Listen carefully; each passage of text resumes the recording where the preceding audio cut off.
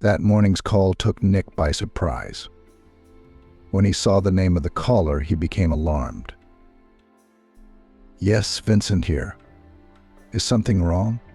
Has Nayli gotten worse? Do you want to make a will? What, for two people at once? What's the rush?" "No, I'm sorry, of course, but I think it's a little early, to say the least."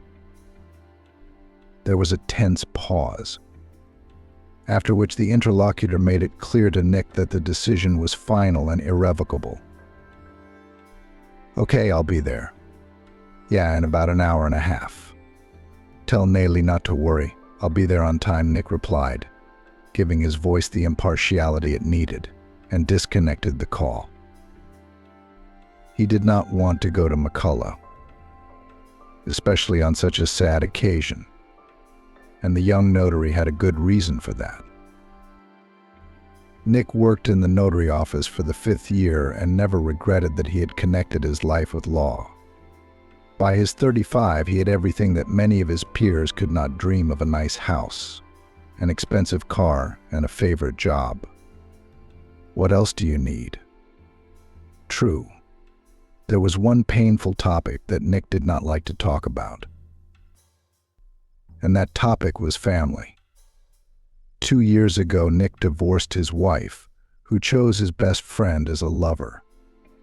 Since the couple had no children, the divorce was almost painless. A man, he was not greedy, and at parting did not leave his former wife in poverty. Of course, deep down he was very sorry for the aimlessly lived years. On the other hand, any experience. After all, he, as you know, teaches well, but takes dearly.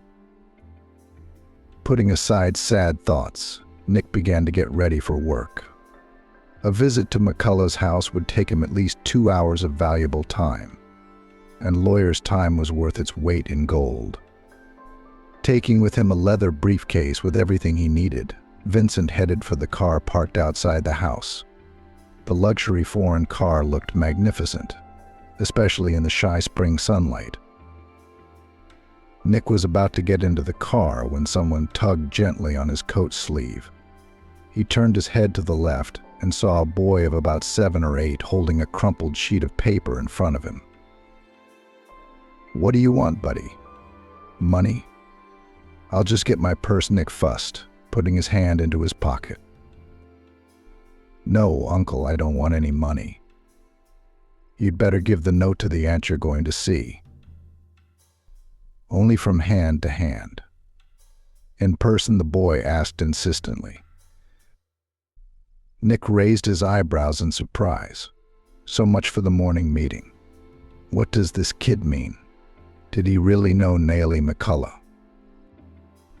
Seeing the doubt in the notary's eyes, the boy added, "Don't you think I'm telling the truth? And I know Aunt Nayli, and my mother too. Met her in the park during a walk." "Mother? Who's your mother?" Nick asked with unconcealed irony. Catching the mockery in the man's voice, the boy sniffed resentfully. "My mom's my fortune teller. She sees everything. She has a gift. She can see into the future. And then what she sees, she writes it down on a piece of paper and gives it to the person to whom the prediction is addressed." Nick whistled in surprise and shook his head. Wow. What a busy start to the day. Fortune tellers, predictions. What on earth was going on? It wouldn't hurt if he just handed the note to the addressee, though. Let Nayli decide what to do with the information. Confident that his conclusions were correct, the notary took the crumpled sheet and tucked it into his coat pocket. "All right, I'll do it all. Keep in mind, I'm taking the note without reading its contents, so hopefully there's nothing wrong with it. I'd hate to look foolish in the eyes of a client."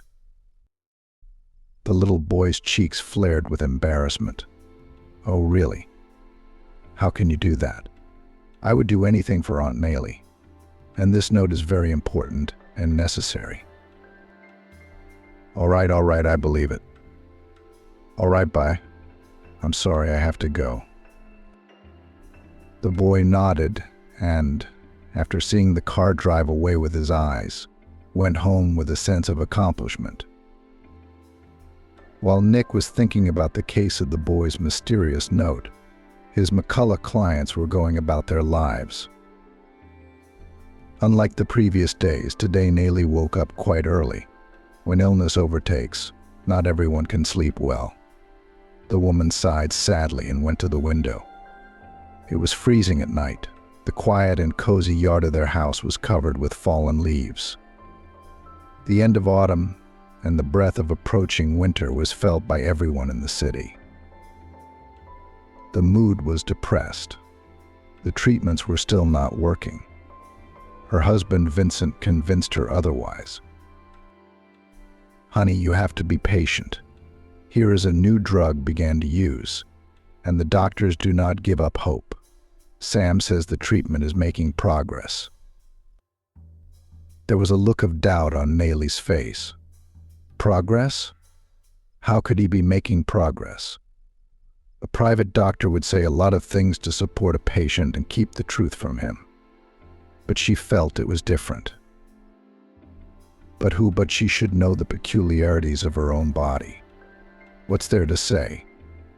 Nayli had shown signs of a formidable ailment about 2 months ago. At first it was just a malaise, nausea in the morning. Dizziness interfered with work and generally suggested pregnancy. But when Nayli bought the tests, everything immediately fell into place. There was no pregnancy at all. However, the woman herself was not surprised, because the McCulloughs were not destined to have children. Vincent, as usual, did not believe in his wife's premonitions, considering her an alarmist and easily suggestible person. "It's easy for you to reason, isn't it? It's not you who's going through a pregnancy breakdown, it's me. It's just awful. It's like a piece of you is being torn away and never coming back," Nayli objected. Vincent shook his head. In his mind, any problem could be solved with money. Big or small, of course, it didn't matter. The only thing that mattered was desire. No children. Is that a reason to be sad? You can try IVF treatment, and if it doesn't work out, it's no big deal. Unfortunately, no matter what the couple did, the desired pregnancy never came. Deep down, Nayli realized that if it hadn't been for that fatal accident on the road, things might have been very different. If Vincent hadn't been speeding, he would have seen the lone pedestrian and slowed down in time. But that's not what happened.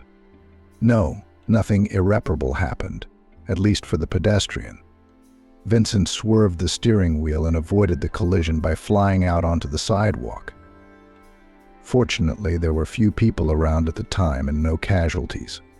There were casualties, though, and Nayli was the first to feel it, her lower abdomen cramping violently. Second month of pregnancy. And here's the bottom line. Emergency hospitalization, tears, hysterics. Vincent, of course, tried to justify himself by saying it was just an accident. But according to Nayli, when you can't get pregnant for a long time and finally get what you want, there can't be any accidents. This happened 2 years ago. Seems like yesterday. Of course, Nayli forgave her husband. But how could she not, when she loved him with all her heart? As she listened to Vincent's excuses this morning, she sensed that he was obviously not telling her something. But why am I being treated at home? Why don't they give me a room at Sam's clinic? What kind of treatment is it when the doctor sees the patient once a week? What about daily rounds, checkups? Vincent's face finally changed. Nayli, what's wrong with you? You don't need this hospital regimen. It's last century, for God's sake. At home, the walls heal, you know. And the fact that the doctor comes once a week is a good thing. Sam's got it under control, and he keeps a personal record of your medical history, Vincent said. Nayli looked carefully into his eyes and saw nothing in them, no fear, no sympathy, nothing at all. He looked at her as if she were a marble statue, not a living person. And Nayli sensed that her husband was obviously hiding something. But what? What was he talking about in the study with Sam for so long? Was it really that bad? Why not just face the truth? Face the facts and come clean. In Nayli's mind, that would be a lot more honest than giving her delusions. Sighing sadly, she went to the kitchen, but Vincent intercepted her at the door. "Where do you think you're going? What if you get sick on the stairs or in the kitchen?" No, I'll cook it myself and bring it to you." Nayli looked sadly at her husband. "Thank you so much. I really appreciate your concern, but I want to make my own tea and breakfast. I want to feel like a woman again, not a bedridden sick woman." Vincent nodded understandingly and put his arm around her shoulders, of course. "Nayli, you're right. I'm sorry I wasn't thinking. Let me help you downstairs." A happy smile played on Nayli's lips. What a caring husband she had. He would sacrifice everything for her. When she entered the kitchen, she glanced around and closed her eyes blissfully. As usual, it smelled of cinnamon and vanilla, which she loved. In fact, cooking was everything to Nayli. As a wealthy woman, she could dine in restaurants and cafes every day, but she still liked to make her own dishes, the kind that would make her drool and make her dizzy. Pancakes, buns, fritters, Nayli knew it all, as well as anyone. She mixed the batter herself and stood at the stove. Even now, from time to time, she found the strength to make something tasty for her husband. Naturally, Vincent was against it. "Nayli, but you have to take care of yourself. The kitchen can wait. Trust me, it won't be a big deal if I buy food at the store or order delivery from a restaurant. That's when you'll delight me with your culinary masterpieces." Nayli nodded in agreement and almost lost her balance when she felt a bout of dizziness. "That's what I'm talking about. Sit down, get some rest." Sam called, said he'd be late today. "And I called the notary," Vincent said, and began fussing over his wife. A notary? Why, Nayli wondered. Vincent hesitated for a moment. Then came at the question from a distance, why? So that if anything happens, the firm won't be left without management. After all, it feeds us and keeps us out of medical expenses. You know that good drugs cost a lot of money nowadays. Nayli looked at her husband anxiously. "What do you mean by in case of emergency? What's that supposed to mean? Have you buried me already?" He lowered his eyes bashfully, realizing he had said too much. "No, Nayli, I haven't, of course not. I don't even think about it.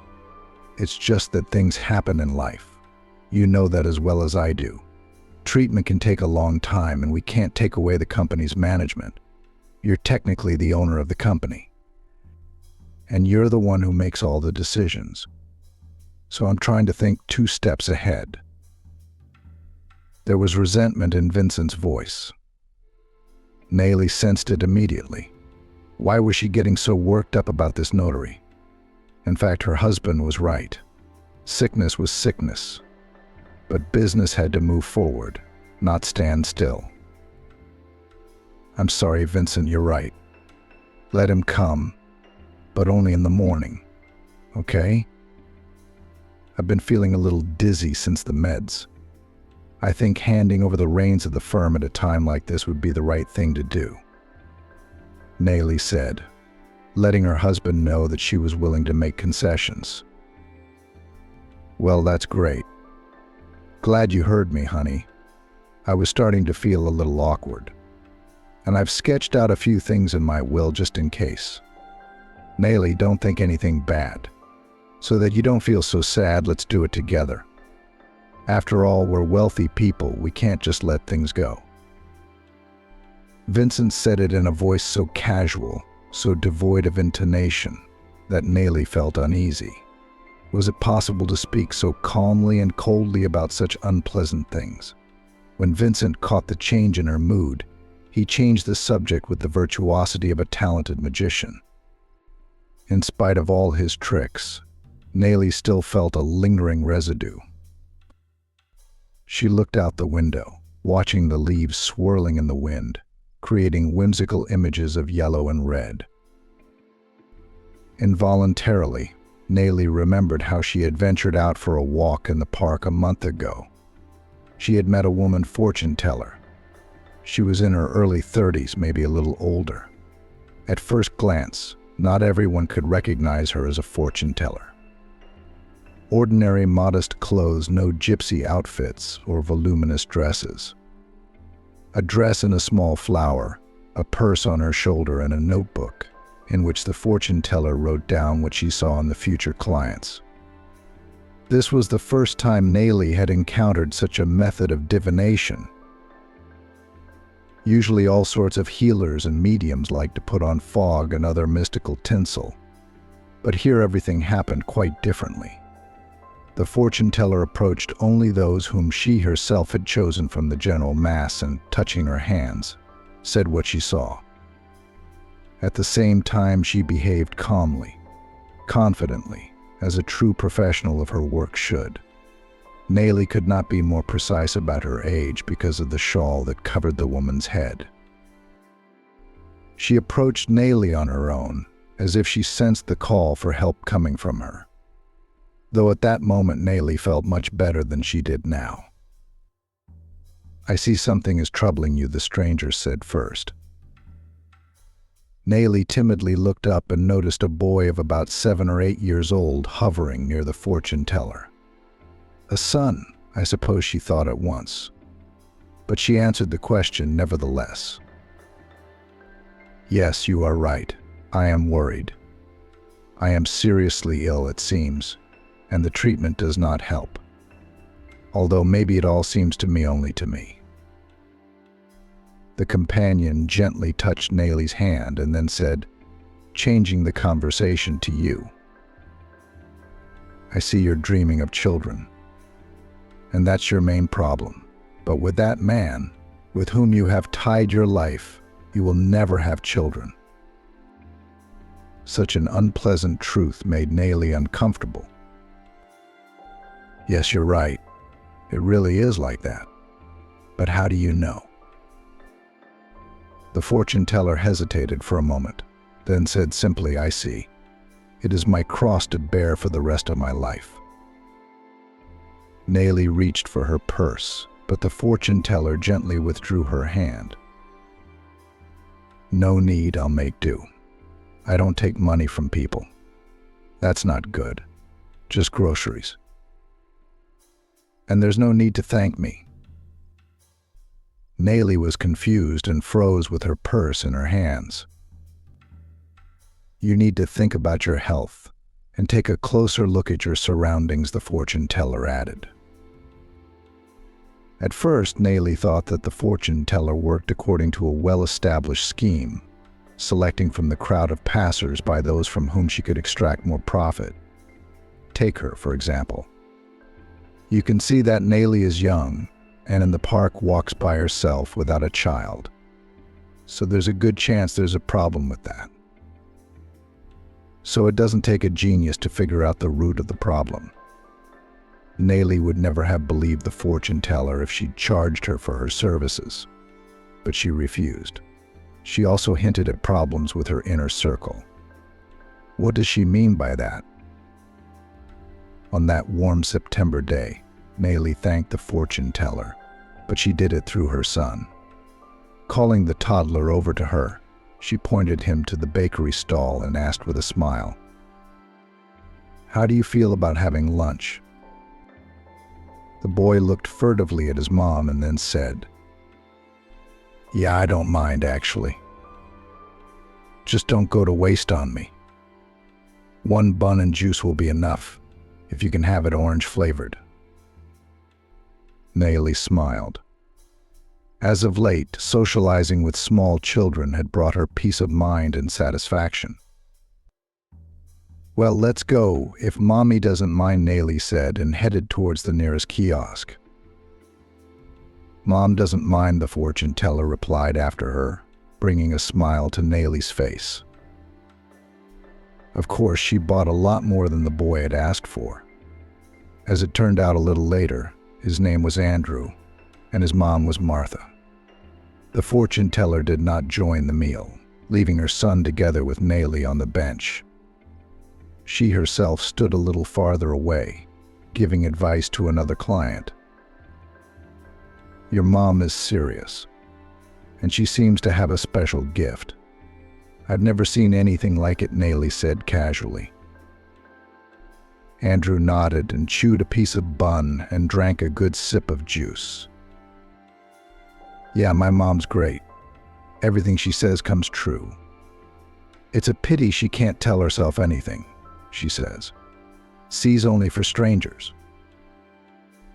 Nayli looked at the boy with a smile. So small, and yet he talks like an adult. They chatted for about half an hour and then parted as friends. Nayli waved goodbye to Martha, hoping that they would meet again sometime. But they never did, for over the past month Nayli's health had deteriorated considerably, and she could not find the strength for another walk, though from time to time she thought of her meeting with little Andrew, and the thought of him always brought a sweet smile to her lips. Once Nayli had even tried to tell her husband about it, but he had not been understanding. Why are you listening to some quacks? You are being treated by a qualified doctor, not a village witch doctor, and all these prophecies are pure fiction and lies. You see how many of them there are lately. They're used to living at other people's expense, and they don't want to work. It's easier to fool people and get paid for it, Vincent reacted sharply. Honey, I was just saying that. I didn't mean it. It wasn't anything serious. I just liked Andrew and his mom, Nayli retorted, her lips pressed together resentfully. During that conversation, sensing the change in her voice, Vincent had decided not to pursue such an unpleasant topic and had turned his attention to something else. What Nayli didn't know was that afterward she had been too lazy to find Martha in person to give her an opinion on her prophecies. Listen, you half-baked witch, don't interfere with my family's life. My wife and I will figure out what to do and when to do it. And you and your predictions, go fool someone else. During his angry tirade on Martha's face did not shake a single muscle. She was letting Vincent know that she wasn't afraid of him, and that she was ready to go all the way. I only tell people what I see, and all my predictions have come true. That means I've helped others and kept them from making irreparable mistakes. Vincent relented. He gave her a hateful look and turned his back and walked away. Martha stared after him for a long time, feeling a growing uneasiness. This was usually the case when a person was in real danger, and Nayli had to be rescued. As they approached the McCullough house, Nick honked his horn, and after a couple of seconds, the automation kicked in. The gate slowly opened, and Vincent was already waiting for him in the yard, patting the notary's shoulder confidingly. Good to see you again, Nick the host said. Here's the thing. You know, I'd like to mention it in person while Nayli can't hear.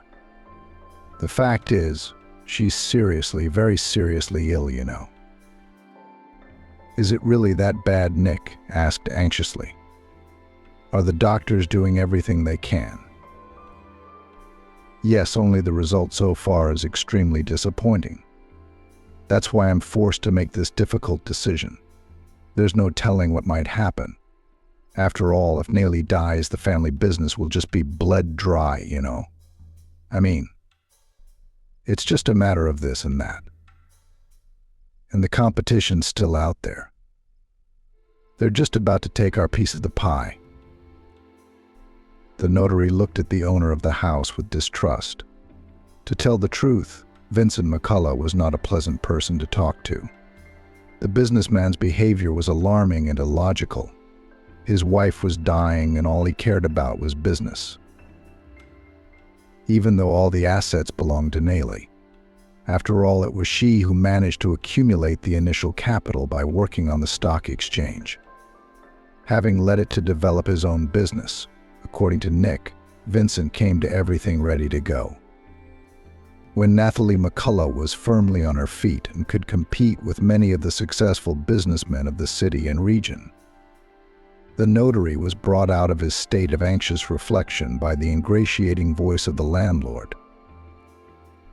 "Well, I think the formalities are over. Then we can go into the house. Nayli's probably waiting for us by now." Nick nodded and pulled his hand out of his coat pocket and headed inside. At that moment, he didn't even notice the note the fortune teller's son had given him fall out of his left pocket. Vincent did not yawn, however, and picked it up from the leaf-strewn pavement. He waited for the guest to enter the house, then quickly unfolded the note and ran his eyes over it. The note contained only a single phrase, "Take care of your wife." Vincent's face contorted into a grimace of displeasure. "Is that what this is about? I don't need to take care of my wife anymore." "Well, we'll see, he muttered to himself. Folding the note, Vincent walked over to the trash can and immediately discarded it. That's a lot better than the kind of people who throw notes around and cause confusion between spouses. Seeing a pale as chalk Nayli, Nick involuntarily flinched. "What, do I look that bad?" she asked ironically. "No, Nayli, it's fine. It's just that you've lost so much weight noticeably." Nayli sighed sadly. "Well, you see, that means there's more to come. Other people are on diets 24 hours a day, but I'm losing weight." Having exchanged a couple of joking remarks, Nayli suggested the notary to get down to business. At that moment, Nick remembered the note the boy had handed him. "Wait a minute, Nayli. I have this thing that was passed to you by a kid. Funny one, he also has a mom who's a fortune teller. I think they kind of work at the park." Nayli smiled understandingly. "Ah, that must have been Andrew. He's a good boy. Where's that note?" Nick carefully checked one pocket, another, but the note was nowhere to be found. "I'm sorry, Nayli, I'm terribly embarrassed. But apparently I lost that piece of paper somewhere. Maybe in the car or in the yard." While I was walking to the house, Nick said thoughtfully, blushing to the roots of his hair. At that moment, Vincent McCullough entered the living room. Casting his guest a mocking glance, he said, "Weren't you the one who lost the note in the yard? It fell just above the rainwater drain grate." Nick instantly perked up and a light of hope flashed in his eyes. "And what about it? I hope she survived." Vincent grinned wickedly. "Survived? I'll bet she did. She fell right into the sewer drain. So Nick, no offense, but I'm not much of a diver." The notary exhaled disappointedly. Vincent guessed from his guest's reaction that he knew nothing of the note's contents. "I wonder who handed him that piece of paper. What difference does it make?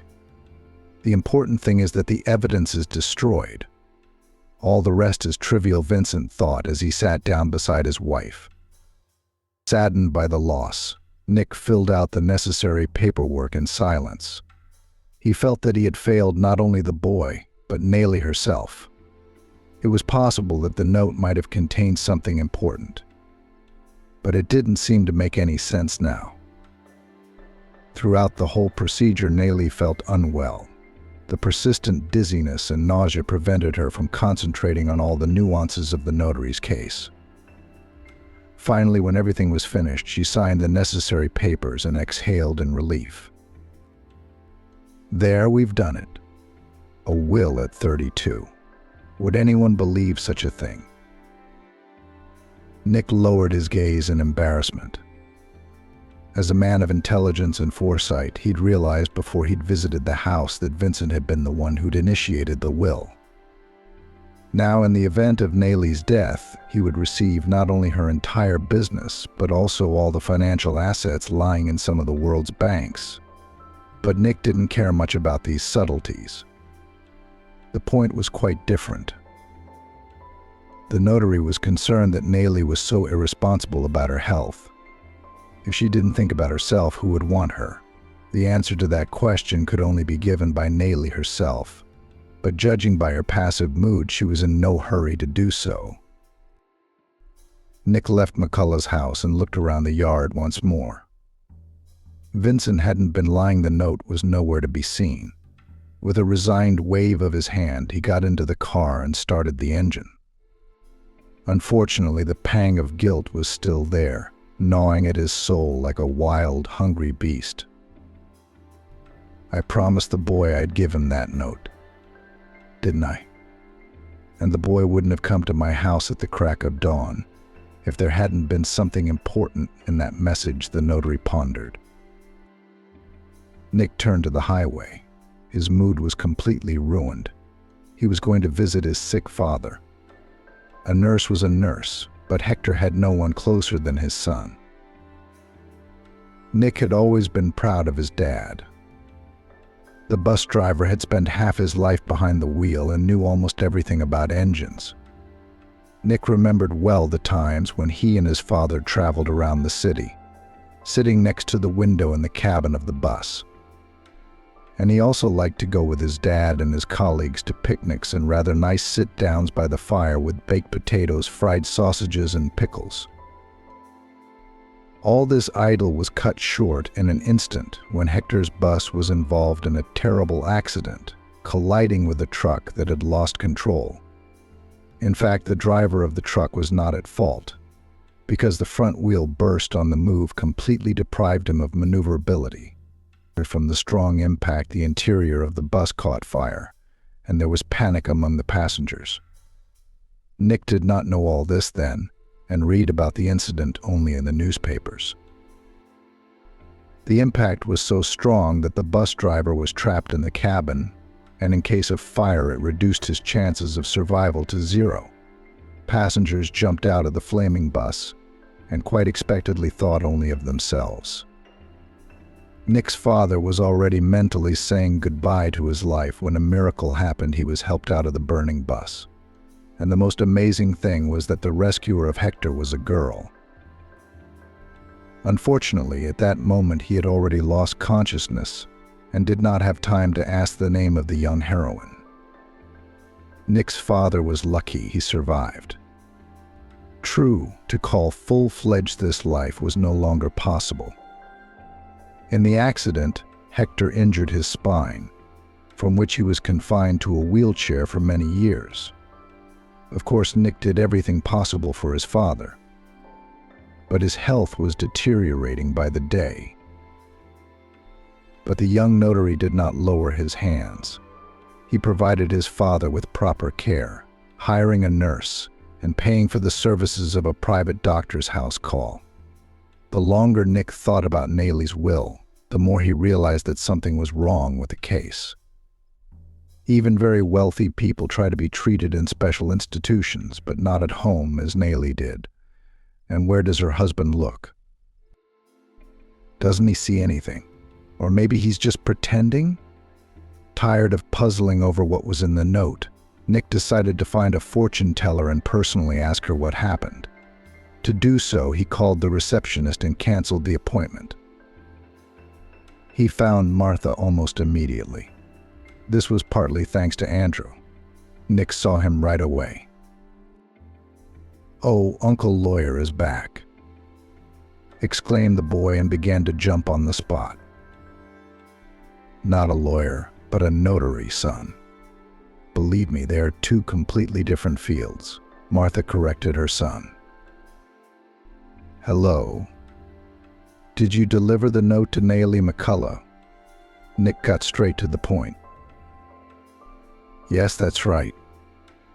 I hope you delivered it to the address," she asked.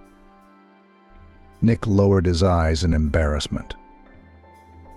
Unfortunately, I couldn't do that. Let me ask you, what was in that note? Martha suddenly turned pale. Slight wrinkles appeared in the corners of her eyes. She still wore a headscarf on her head, making her look like a villager. Nayli is in danger. I wrote to her to be careful with her husband, Martha replied in a shaky voice. Nick shook his head uncomprehendingly. But how did you know about it? And why did your son come to me with the note in the first place? Martha's face seemed carved out of plaster. No one could understand what she was feeling at that moment. Finally, the fortune teller answered. I had a dream tonight. It was more like a vision. It involved you, Nayli, and her husband. That's why I asked for your help. Nick looked at her doubtfully. Does she really think that he will believe in all this mystical nonsense? No, but it's ridiculous. Dreams, omens, it's pure fraud, that's what it is. However, Nick didn't say it out loud and only asked one question. You forgive me, of course, but in general, what is the error rate of your predictions? My mom always tells the truth. She had a real gift after she was almost killed on a bus. Well, just like that superhero from the cartoon, intervened in the conversation Andrew. Andrew interjected. Nick turned pale and asked, addressing Martha rather than her young son. On the bus? A fire on a bus 8 years ago? I didn't mishear that, did I? My father worked on that route. Hector, maybe you know. The fortune teller's lips treacherously quivered and tears welled up in her eyes. Yes, I know your father. Not personally, of course. I'm the one who pulled him off the bus. I saved him. I suffered severe burns to my head. The wounds healed over time, but the scars remain. That's why I wear a scarf to cover the burns. Now it was Nick's turn to be surprised. God, is it possible? I had thanked my father's savior so many times in my mind, and I had no idea that one day I would be able to thank her. Martha lowered her eyes in embarrassment.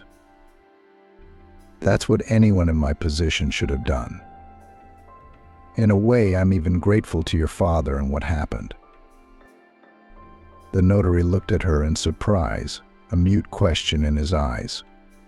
Martha nodded and continued. I had gone to terminate the pregnancy that day. I was a naive fool. I believed the restaurant manager's son, and I fell in love. As the epiphany came, it was like a bucket of ice water poured on my head. 4 to 5 weeks pregnant, my fiancé didn't talk much. He just handed me the money and sent me to the hospital. I was crying the whole way, stupid me. I couldn't make up my mind, but when that accident happened, I immediately realized what I had to do. I made a vow to myself, if I survive, I'll keep the baby and become the best mom in the world. And if I didn't, then how could I be of any use? Martha's confession shocked Nick to the core. Looking at Andrew, who was standing nearby, Nick smiled and winked at him. The boy took the baton and responded with a thumbs-up gesture of approval. Martha gave her son an affectionate look and turned her attention back to Nick. After the incident with the bus, I started having visions. At first I thought it was the result of the trauma, but the truth was a little different. My grandmother told me that there were fortune tellers and clairvoyants in our family, but the chain of gifted people was broken. But I have a gift again.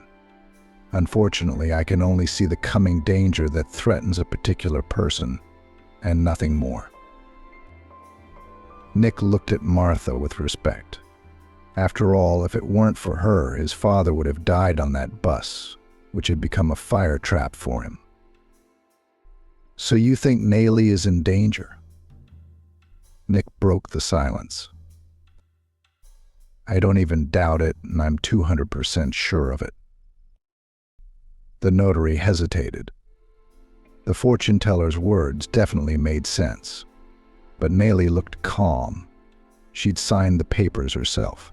It was hardly forced, but it wouldn't hurt to take a closer look at the McCullough house. Returning to this, Nick began to mentally go over those who could help him in this difficult task. But no matter how much he thought, he could not find a suitable candidate. At the same time, Vincent McCullough, with a sense of accomplishment, took Nellie to her room and helped her to bed so that she could get some rest before the doctor arrived. When he was satisfied that his wife was asleep, he quietly closed the door and hurried to the hall, where he intended to make one very important call. Deciding that Nellie was already dreaming for the 10th time, Vincent turned on the video call, as he had done so many times before. He waited for quite a while. When he was desperate, a sleepy girl's voice came through. "Yes, darling, hello. Did you want something?" Vincent bit his lip in impatience. "Of course I wanted something. Mavis, it worked. You hear that? She made a will in my favor." "Who did? Your wife?" Vincent cringed. "Well, yes, she did. Who else? Now all we have to do is bide our time and we'll be in business." There was a touch of resentment in Mavis's voice. "There we go, waiting again. Our babies won't wait. I already went to the ultrasound. I didn't wait for you. You're always busy. Imagine we'll have twins. What's not to help a rich dad like you?" Vincent sighed convulsively. What a stroke of luck. How could he have hoped to be the father of two beautiful babies at once? Nellie was a rotten vessel, with her pockets full of money and no way to get pregnant. Just be patient. Things will change soon. There'll be a holiday on our street, too. You mark my word. Yes, what else? Your brother's coming. Remember today? I'll expect him at 3. Make it look real. He should take his robe, too, because he always has stains on it. He's a doctor at a private clinic, Vincent said in a businesslike tone. Okay, I'll tell him. All right, I'll see you later, Mavis whispered languidly, and disconnected the call. There you go, as usual. I didn't have time to say a word to her brother, Vincent exclaimed resentfully. In the back of his mind, he saw himself as the head of the McCullough financial empire. How could he not, with Nellie's time running out? The medicines he and his fake Dr. Sam had given Nellie were just harmless vitamins and nothing more. It was a very different kind of illness. The plan of Vincent and his mistress was for Nellie to pass away on her own, without any poisoning or other crime. The thing was, he was scared to death of going to prison, where the unwritten laws reigned. Mavis's brother Sam just laughed. Come on, there's nothing to be afraid of. I've done 2 terms, and I'm alive and well. But you're wrong to refuse the poison. I'm working at the morgue now as a corpsman. I can arrange for the body not to be cut open. I've got the connections. But Vincent didn't want to hear anything about crime. Instead, he had devised a very clever scheme whereby Nellie was to escape from complications of a disease that no one was actually going to treat. Thus, Brother Meavies would come to their house from time to time, and after examining Nellie, would give her a new batch of what were simply vitamins. Sam played his part skillfully, having heard all sorts of medical words and terms in the morgue. He used them like a sleeve. The only problem was the tattoos on the bones of his hands. Vincent had wanted to use makeup at first, but Mavis had suggested that he take the easier route and simply wear medical gloves. The theatrics worked well during the examination of the patient.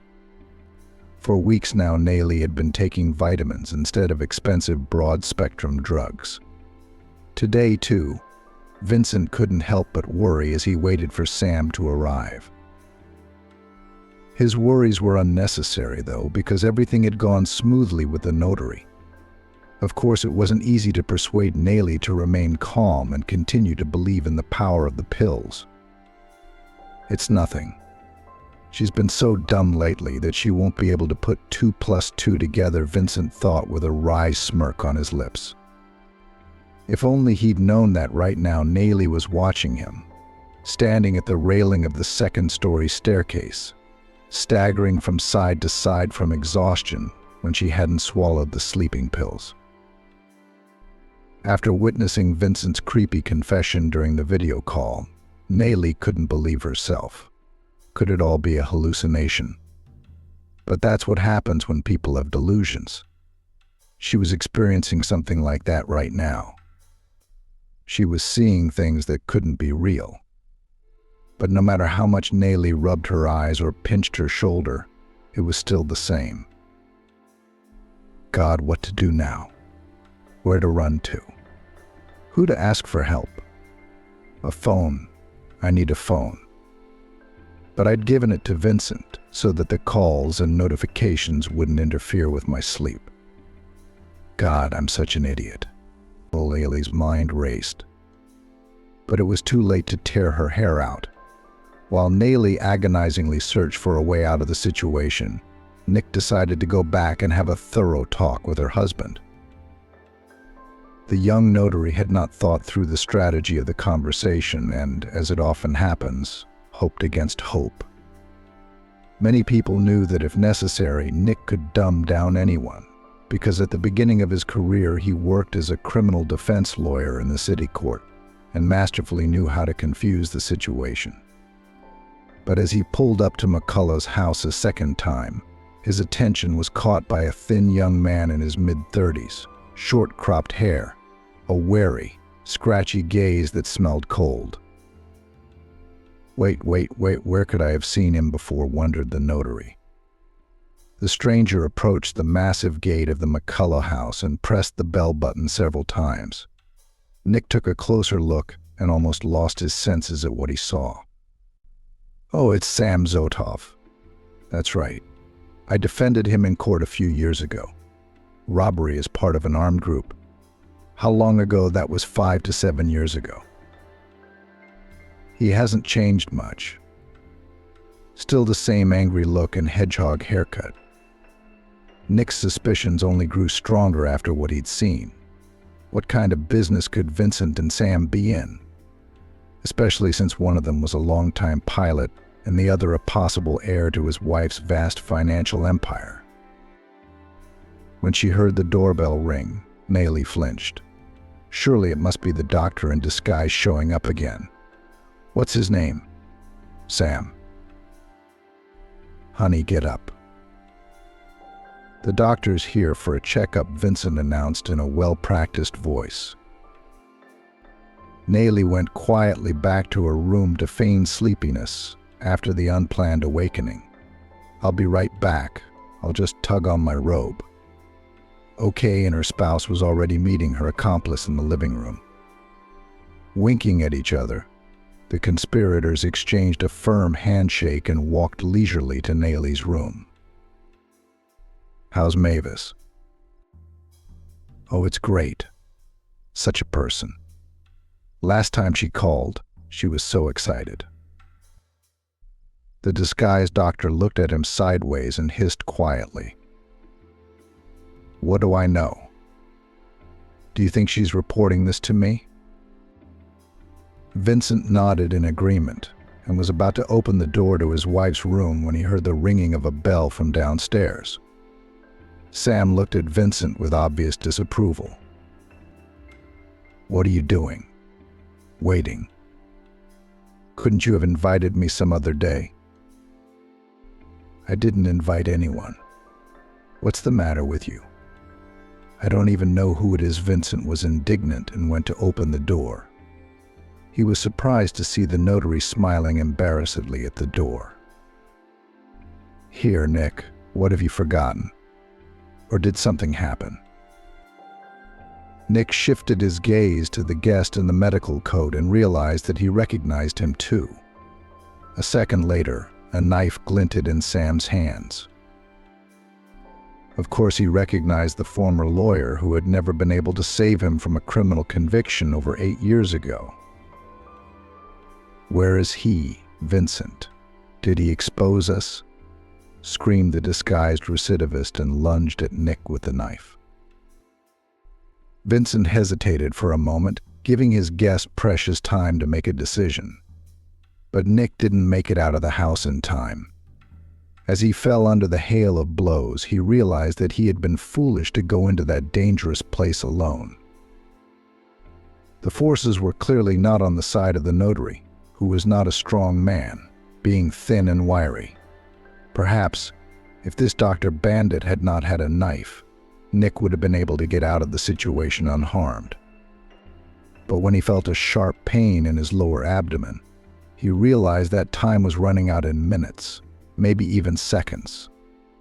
His eyes immediately darkened, and his mouth felt a nasty bitterness that made him acutely thirsty. Falling to the floor, Nick didn't know that at that very moment Naley had already gotten to the phone and was calling the nearest police station. Nor did he hear the sirens of the patrol cars that had surrounded the house in minutes, blocking all entrances and exits. The last thing that stuck in Nick's memory was the crying eyes of Naley, who had witnessed the drama that had unfolded during the arrest by the police. Vincent had tried to pass himself off as a victim, blaming Sam's accomplice, but it didn't work out so well. Handcuffed, they went to the police station, where they had a long, detailed conversation with the local operatives. The badly wounded Nick was taken away by ambulance, but Naley refused to be hospitalized because the next day she was going to undergo a full examination in one of the clinics. The most affected by this situation was a young notary, who happened to be in the center of events. Despite the fact that Nick's operation was carried out in time, he was still in a critical condition. All to blame was the traumatic shock he experienced during the wounding. During the interrogation, Vincent denied everything. He tried to accuse Sam of all the deadly sins, but for such a stubborn suspect, the investigator had his own tricks. One of them was a certain amount of credible information obtained during an interview with a repeat offender. Posing as a doctor. That's where Vincent got a big surprise. Mevis and Sam weren't actually related. They were secretly involved in a love affair in which they were expecting a future twin. The conspirators' calculation was simple. By deceiving Vincent, the couple intended to rob the wealthy heir to the ground after he had gotten rid of his rapidly declining wife. It was a huge blow to Vincent, whose line of defense was deeply breached. Only now did he realize that all this time Mavis had been deceiving him, using him for her own ends.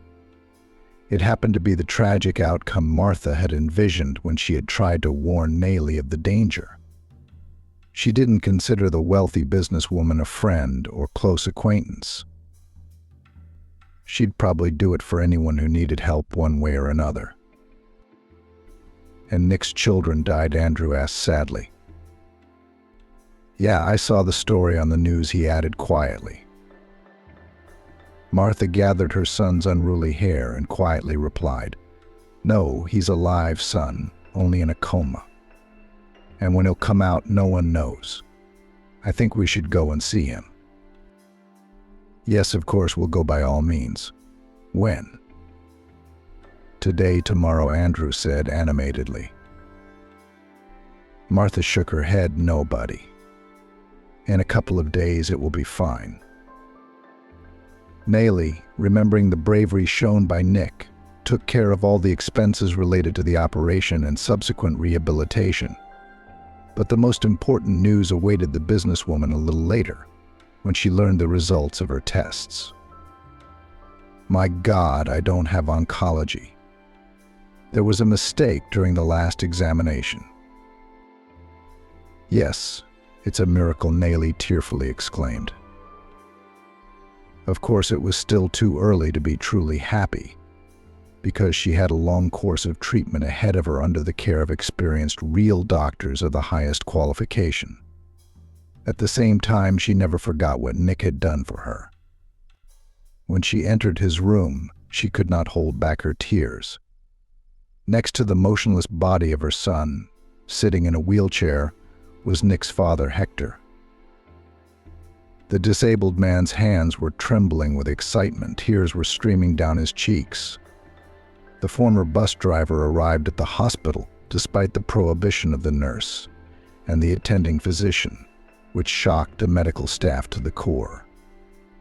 At that moment, the door of the ward creaked softly, and Martha and Andrew appeared on the threshold. They had all gathered to pay their respects to the man who had risked his life to save others. "I think we need to speak to him aloud," someone in the audience pronounced. "There is an opinion that it is the best remedy in such cases," Nellie suggested quietly. In the short time she had been undergoing the treatment, her cheeks had turned pink again, and a mischievous glint had appeared in her eyes. "Agreed," Martha nodded, confident that Nick was hearing every word perfectly. "So I can sing a song?" Andrew asked with a smile. "Of course you can, just quietly. Otherwise you might wake up the whole ward." Nellie smiled and winked at the baby, remembering the day they had first met. The weeks flew by. Finally, Nick came out of his coma, and his first phrase was, "Where's my dad?" All this time, Martha, Nellie, and Hector were on alternating duty in the room, patiently waiting for him to return to the world of the living.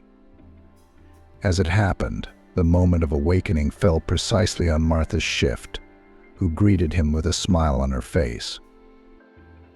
She was also without her customary shawl, which skillfully concealed her burn scar. "And it suits you very well. Why don't you not wear it anymore?" "Okay," Nick whispered with a smile and closed his eyes tiredly. Martha touched his hand gently, sending a pleasant wave of shivers through his entire body. She'd been in Nick's room almost every day since then. She also took Hector with her, so that the lonely father wouldn't have to go through the separation so hard. The most happy about it was Andrew, who chatted with the former driver all day long about everything in the world, funny stories from his life, and retold someone else's road stories. By the time they were discharged from the hospital, Nick and Martha already considered themselves a couple and openly emphasized their status. How could it be otherwise when there was a love in their hearts that only grew stronger with each passing day? Looking at the lovers with a smile, Nellie sincerely rejoiced at their happiness. However, the businesswoman's joy was not groundless at all, because during her treatment at the clinic, she managed to get acquainted with a very nice therapist, raising a young daughter alone. After being discharged from the hospital, Nick returned to his old job, which he now liked even more. It is also rumored that the notary has become more careful in business and now checks the information received several times, especially when the issue concerns inheritance. Later, Martha and Nellie became family friends, never ceasing to amaze others with their successes. Nellie's wedding gift to Martha was plastic surgery, which almost perfectly removed all the unpleasant memories of the fire on the bus.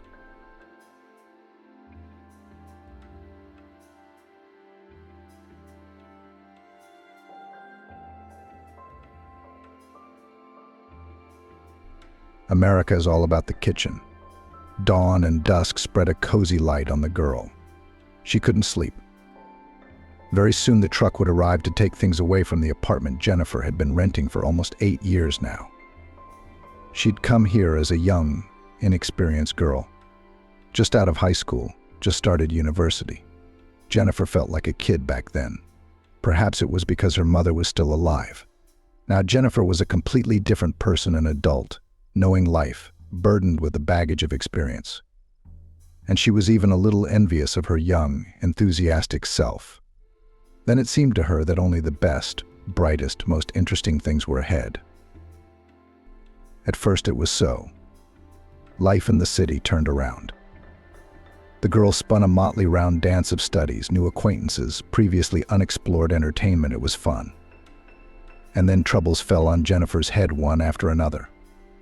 She had to grow up quickly, take off the rose-colored glasses, struggle. Jennifer was born and raised in the town of Cedarville, located about 160 kilometers from the big city of Phoenix. Her childhood was just wonderful. Loving parents, numerous friends, faithful dog buddy, a mix of sheepdog and mongrel. What else does a child need for happiness? In the summer, Jennifer and her friends rode bicycles to the river and walked in the woods. In winter, the same company had fun riding down the mountains on sleds, or just cardboard and building huge snow forts. Jennifer always studied well. Studying was easy for her, and Mom was always there for her. If anything is unclear, will prompt, help, explain. Dad was often absent at work. He worked as a driver on the local farm. He took produce to the city, or, on the contrary, delivered something from the city to the owner. Jennifer's father grabbed any part-time job to bring home more money, because his wife, after the birth of his daughter, left work to deal with the child. So the breadwinner of the family was one. Jennifer was indeed a long-awaited daughter. Her parents hadn't had a baby for years. What only they did not do, and the holy places traveled, and healing springs visited, and to a variety of herbalists went. This is, of course, after the official medicine gave the future mother Jennifer sentence infertility. Doctors did not leave a woman no chance that she will be able to get pregnant. They advised to resign or take a child from an orphanage. Only then the couple decided to go the unconventional way: witch doctors, monasteries, healers. In the end, the miracle still happened. True, at the time of the birth of their daughter, Jennifer's parents were already over 40. Their peers were waiting for grandchildren, and they just had a baby. Needless to say, the mother and father did not want to admire their little girl, could not admire her. Everything she did delighted and amazed them. Jennifer grew up with a sense of reliable rear behind her back, in an atmosphere of love and acceptance. When the girl became older, of course, she noticed that her friends' parents are young, beautiful, strong. Her parents are almost like grandparents. But Jennifer had never been stressed by this fact. On the contrary, she sympathized with her peers when she saw how their fathers and mothers treated them. Adults often yelled at the children, got annoyed, sometimes even hit, and called them names. Nothing like that ever happened in Jennifer's family. Her mother and father always respected their daughter's wishes and were very attentive to her. They asked how her day was, discussed Jennifer's problems together. The girl clearly knew home is a place where she will always understand, always support. This feeling was worth a lot. Her mother and father were happy that their girl was doing well in her studies. They set her up for further study at the university. They often talked to their daughter about the importance of higher education. "Go, my daughter," on the lawyer, reasoned the mother. "You will always have a piece of bread, and the work is important, respected. In a warm office we'll sit in. No way. I from early morning to the farm to stomp, then with frozen manure hands to deal with. Women's beauty, daughter. Physical work fades quickly. Listen to your mother, she's right," echoed her father. "Your head is well cooked, you will cope with everything." And this unconditional faith of her parents in the successful future of their daughter supported the girl, gave her strength, faith, and it began to seem that she, herself, of course, everything will work out. Often father and mother put their daughter as an example of the neighbor's son, Tom. He was a couple years older than Jennifer. A short, sturdy boy. Not handsome, like Betty, for instance, but very nice, very pleasant. Dark brown skin, dark brown intelligent eyes, thick brown hair. He looks very Italian, and just as smiling, friendly. Of course, Jennifer made up all her ideas about Italians from popular movies, and Tom looked just like their heroes. Tom was always different from the village kids. Instead of playing soccer with the boys, he spent his days and nights reading books from the local library.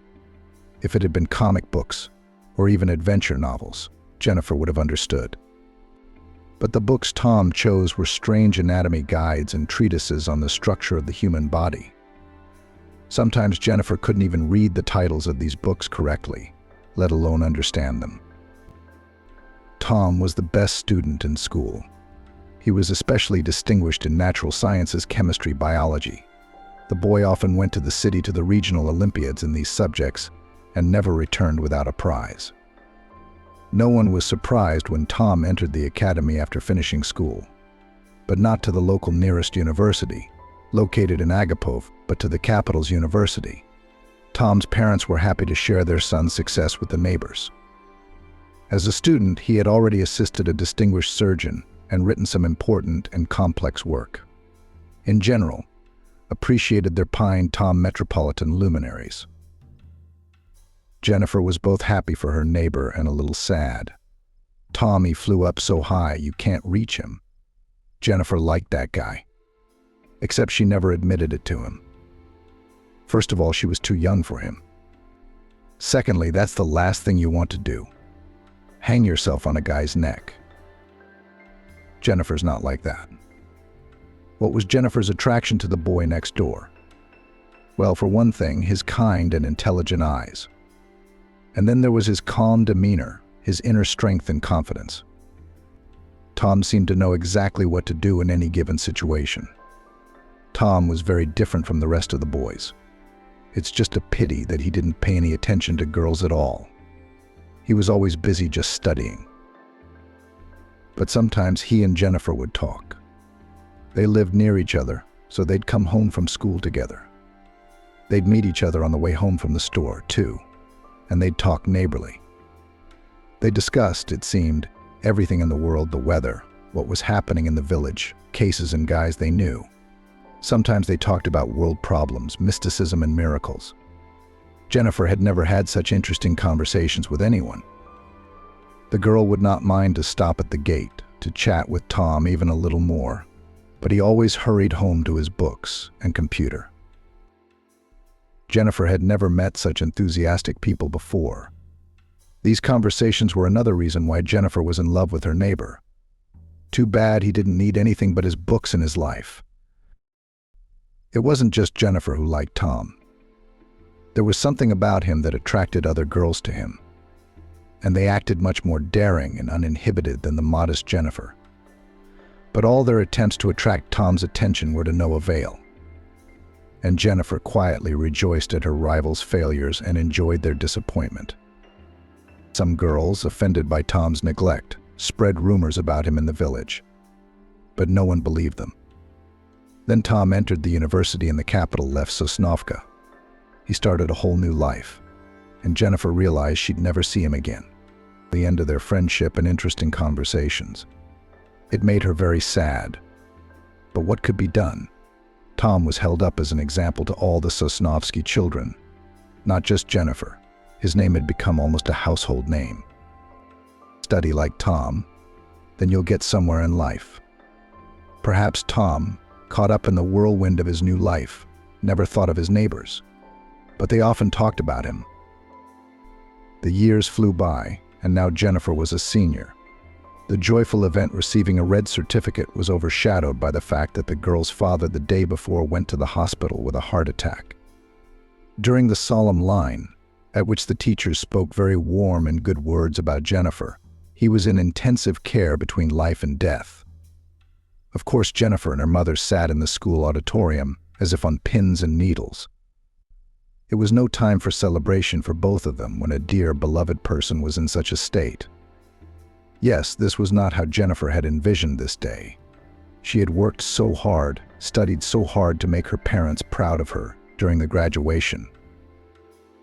For the first time, the girl regretted that her mother and father were already so old. She used to be happy about it. Her adult parents were much more tolerant of her than her younger ones. But the situation with her father showed that elderly relatives are no longer distinguished by good health. Something could happen to them at any moment. My father spent all of June and half of July in a coma. He never learned that his daughter had enrolled in law school at State University. Then, at the height of the summer, Jennifer's father passed away in the hospital walls, never regaining consciousness. It was a huge blow for both the girl and her mother. But they were together, supported each other, consoled.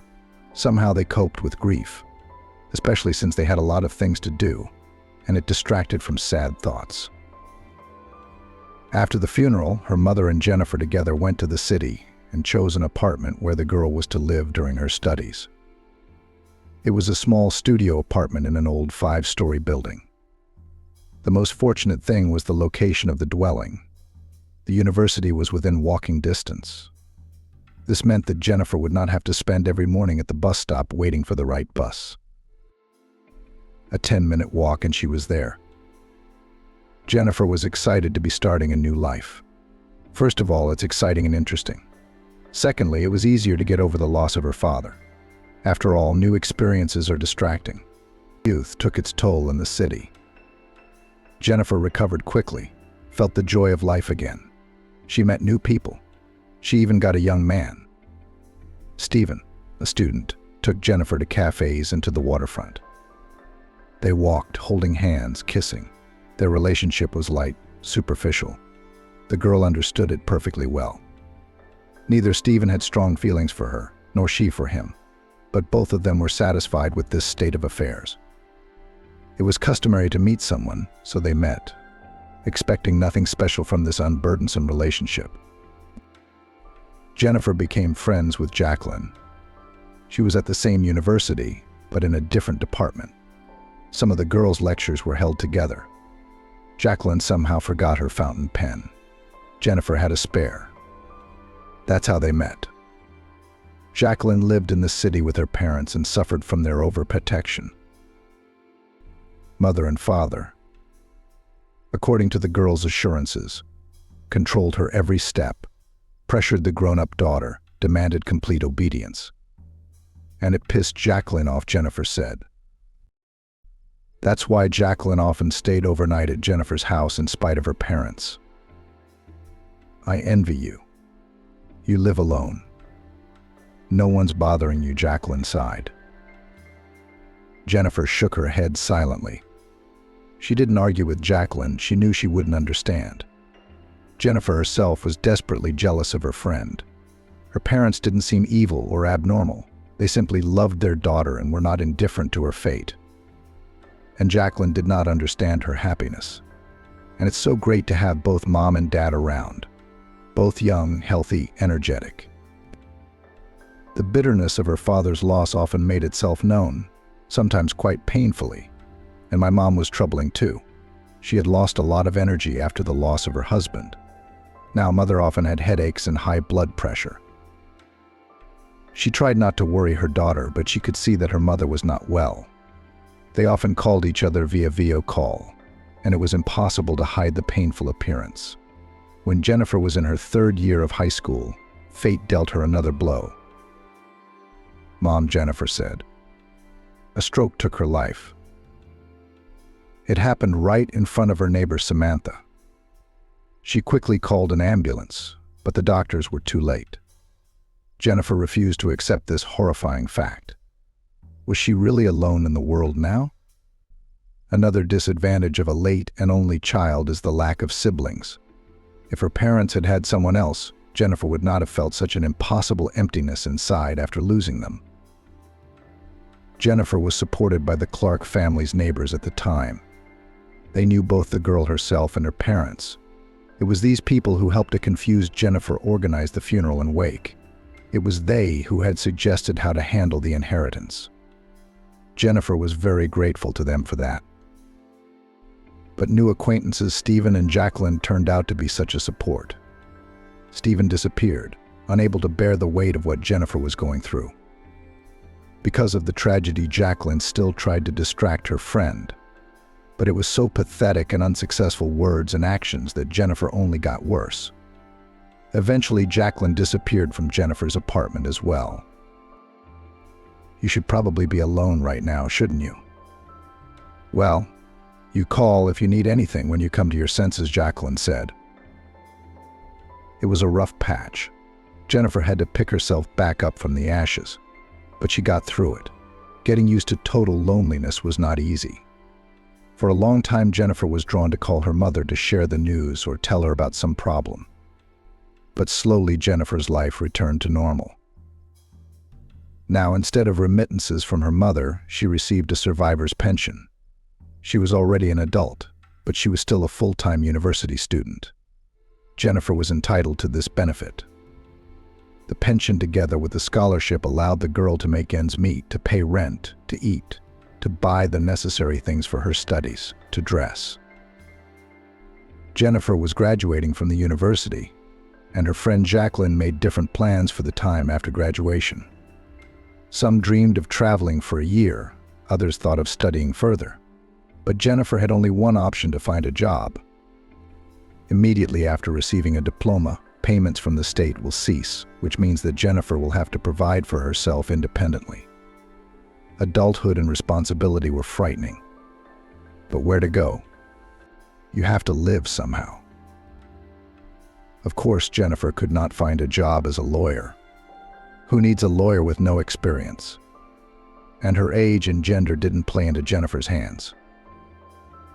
You're only 22? The woman in human resources asked. She's young.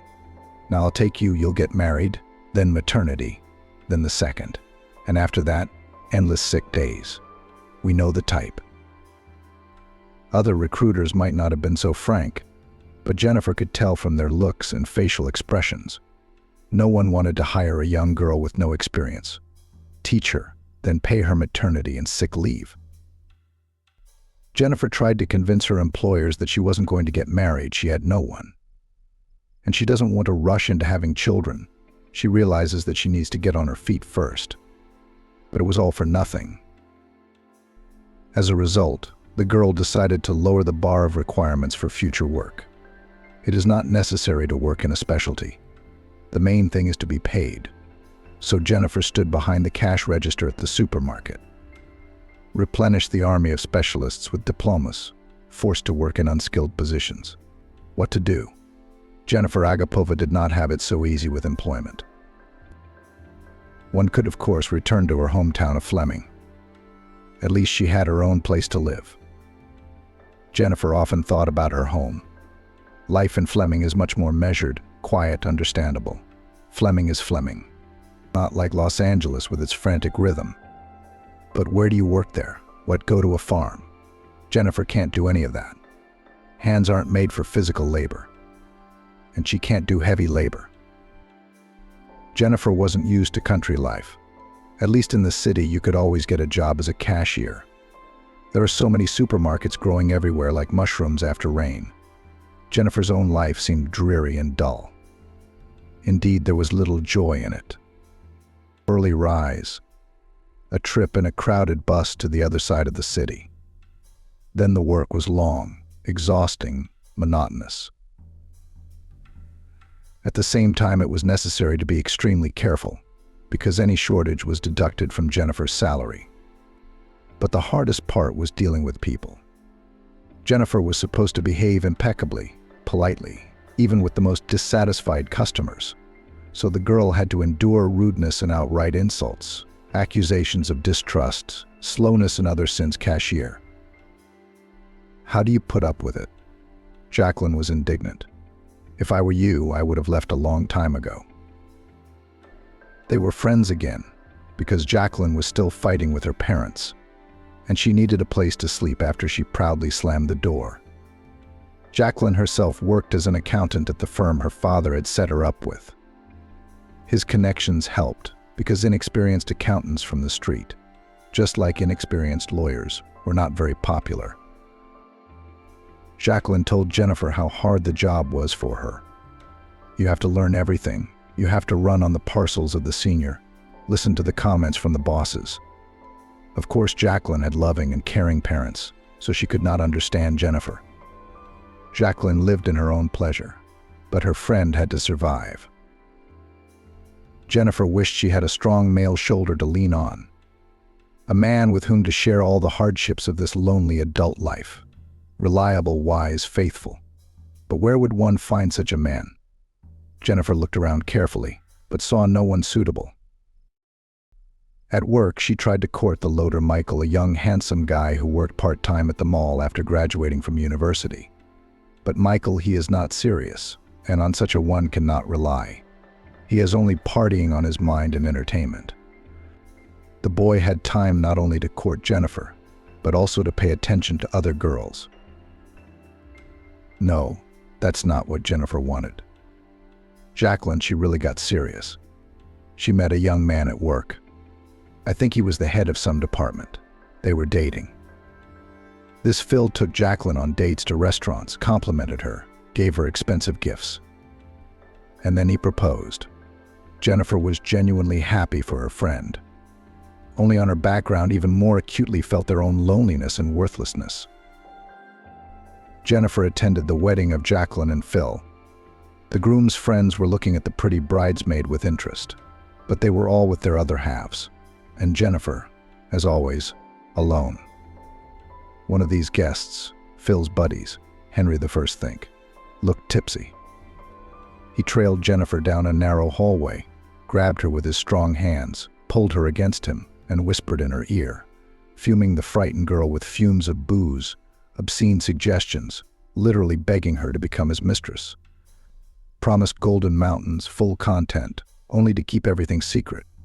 Jennifer forcefully pushed the rude man away from her. The mood was irrevocably ruined. Jennifer tried to get acquainted with men on the internet. She wrote at once that she was interested only in serious, long-term relationships with the prospect of creating a family. This probably cut off some of the frivolous candidates, but obviously not all of them. Jennifer had a string of unsuccessful dates. She could probably write an interesting book about them, or at least a big article. Maybe you're not acting that way, Jacqueline said thoughtfully, listening to her friend. There's no such thing as everyone turning out to be such assholes. It just doesn't happen. Her friend's words hurt Jennifer's heart. She wanted something else: support, understanding. And Jacqueline actually said that Jennifer was to blame for everything, that it was something wrong with her, not with men. Maybe that was true. Jacqueline would know. Jacqueline had everything worked out perfectly, both in her profession and in her marriage. She and her husband moved into their own apartment with a mortgage. Now she was expecting a baby. Jennifer was happy for her friend, who one by one made her dreams come true. And she hoped, desperately hoping, that she would one day be as lucky. For now, her life was chaos, loneliness, moneylessness, uninteresting, monotonous work. Then Jacqueline had a baby, and the friends began to see each other much more often. The young mother was tired, unable to cope with the baby.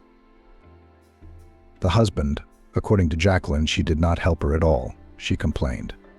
And on my parents I am very offended. They themselves asked for grandchildren, and mother-in-law promised to help. But as soon as I gave birth, that's it. There is no one.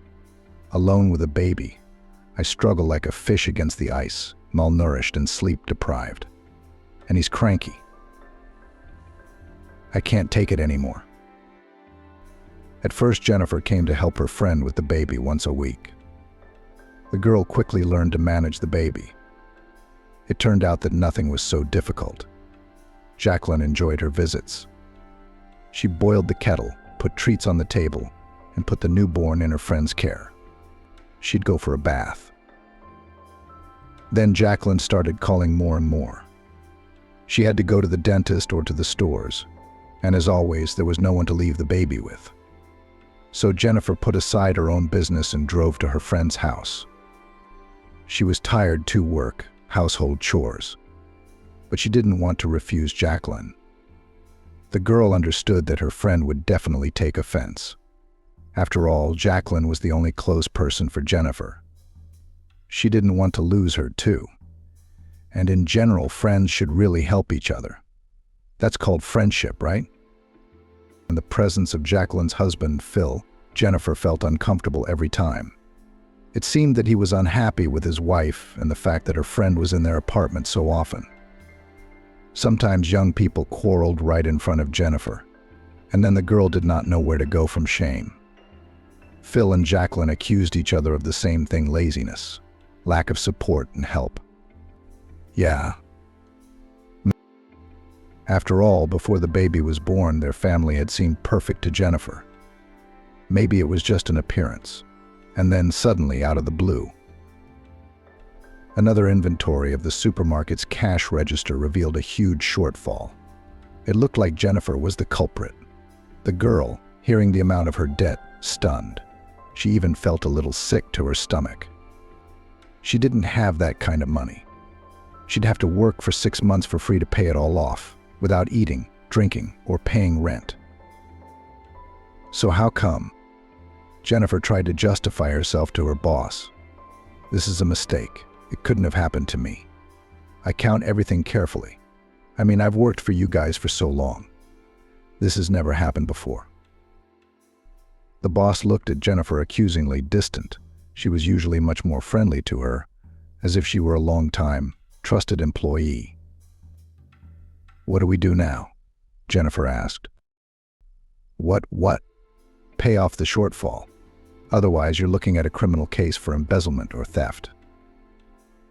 I don't know exactly how they classify that nowadays. Either way, you'd be in a lot of trouble.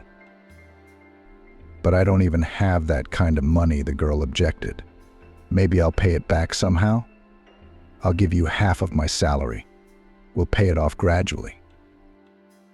The boss shook her head negatively. The money should be in the cashier's office in the near future. We can't do it in installments. But where will I get it? I don't know. Borrow it from someone or take out a loan. Jennifer thought about it. A loan? The interest rates are insane. It would take the lion's share of your paycheck. Borrow? She probably couldn't borrow. Just at that moment, the phone rang demandingly in her jeans pocket. Jacqueline's number popped up on the screen. I see. She had to babysit again. And then it hit Jennifer, of course, it's Jacqueline. A friend of hers had boasted more than once that when she went on maternity leave, as a conscious and intelligent woman, she had managed to build up a financial cushion just in case. I'm sure she'll help me out of trouble. We're so close. Especially lately. And Jennifer. Of course, she'd try to pay her friend back as soon as possible. Only the interest wouldn't have to be overpaid. How much she takes, she'll pay back. It's a way out. Lucky you. Jacqueline's tired voice echoed through the phone. The background was the demanding cry of a baby. But I need to go away for a couple of hours in the evening. You come after work and sit, and I'll be there. Thank you. You're the best friend ever. Jennifer had no doubt that Jacqueline would help her out. After all, they were almost like sisters. Jennifer herself helped her a lot and let her stay overnight when Jacqueline quarreled with her parents and proudly left the house, and babysat the baby as much as she could. Jennifer took it for granted that her friend would help her in a difficult situation, especially since she had the opportunity to do so. But when she heard the request, Jacqueline somehow immediately tensed up, her lips tightened, and she froze in her chair. That's the way it is, Jennifer summarized the story of the shortfall. I'm in such a difficult situation. There's no one to help me. You're my only hope. Jennifer was very uncomfortable to address her friend with such a request, but what else could she do? You see, Jennifer, there's no way I can help you out. I'm sorry, Jacqueline said. Why not? The question came out of Jennifer's mouth before she had a chance to think about it. Of course, she felt she had no right to ask her friend such a question. Why? Jacqueline began to get annoyed. First of all, we have a mortgage with Phil. You know, his job isn't always stable. So these savings of mine are being spent slowly. And then there's the baby, the diapers, the formula. You don't know how expensive all that stuff is. I understand. Jennifer nodded. Her last hope for a favorable resolution to the situation melted away. Jacqueline is unable to help her. That's too bad. So you can't babysit after this rejection? Jacqueline asked quietly, her eyes downcast. No way. Jennifer shook her hands. How could you even think such a thing? Of course I'll babysit. We're friends. Jennifer had to take out a loan. Her already modest life became even more austere. The girl took part-time jobs, spent days and nights at work. In her spare time, Jacqueline was also babysitting. Meanwhile, Jacqueline got a new car. The old car was worn out, and now Jacqueline was driving around in a foreign car from the showroom, new, glossy, beautiful, like a toy. Her friend described the merits of her new car without end. Jennifer listened, nodded, smiled, and tried not to think about how Jacqueline had assured her a few weeks ago that almost all her savings had melted away, that she and Phil were in need themselves. So Jacqueline could have lent her friend money, but she didn't. Well, Jennifer understood perfectly well that Jacqueline should not have given up her dream of a new car for her. It was such a personal matter. Jacqueline could do with her money as she pleased. She didn't owe Jennifer anything. There's nothing to be offended about. Jennifer wasn't offended. She still went to her friend's house in her spare time to help her with the baby. That way the girl felt like she wasn't alone. She seemed to have people close to her. Otherwise, it was completely dark. Summer, and the most beautiful season of the year, the golden fall, flew by quickly. The cold came. It was only then that Jennifer came to her senses. It turns out that she has nothing to wear. The old jacket has completely fallen into disrepair, and even a stain on it Jennifer planted. Something did not take it. In general, there is an urgent need to update the closet. And with what? Jennifer's entire salary was spent on rent and loan payments. She ate beets, bread, and the cheapest pasta and canned goods. How could she afford to buy new clothes on a budget like that? And yet you have to wear something, right? The solution, Jacqueline said, is to go to the flea market. What? Jennifer didn't understand. Well, there's one near the train station, where the fountain used to be, remember? People gather, sell used stuff. I'm sure you'll find something.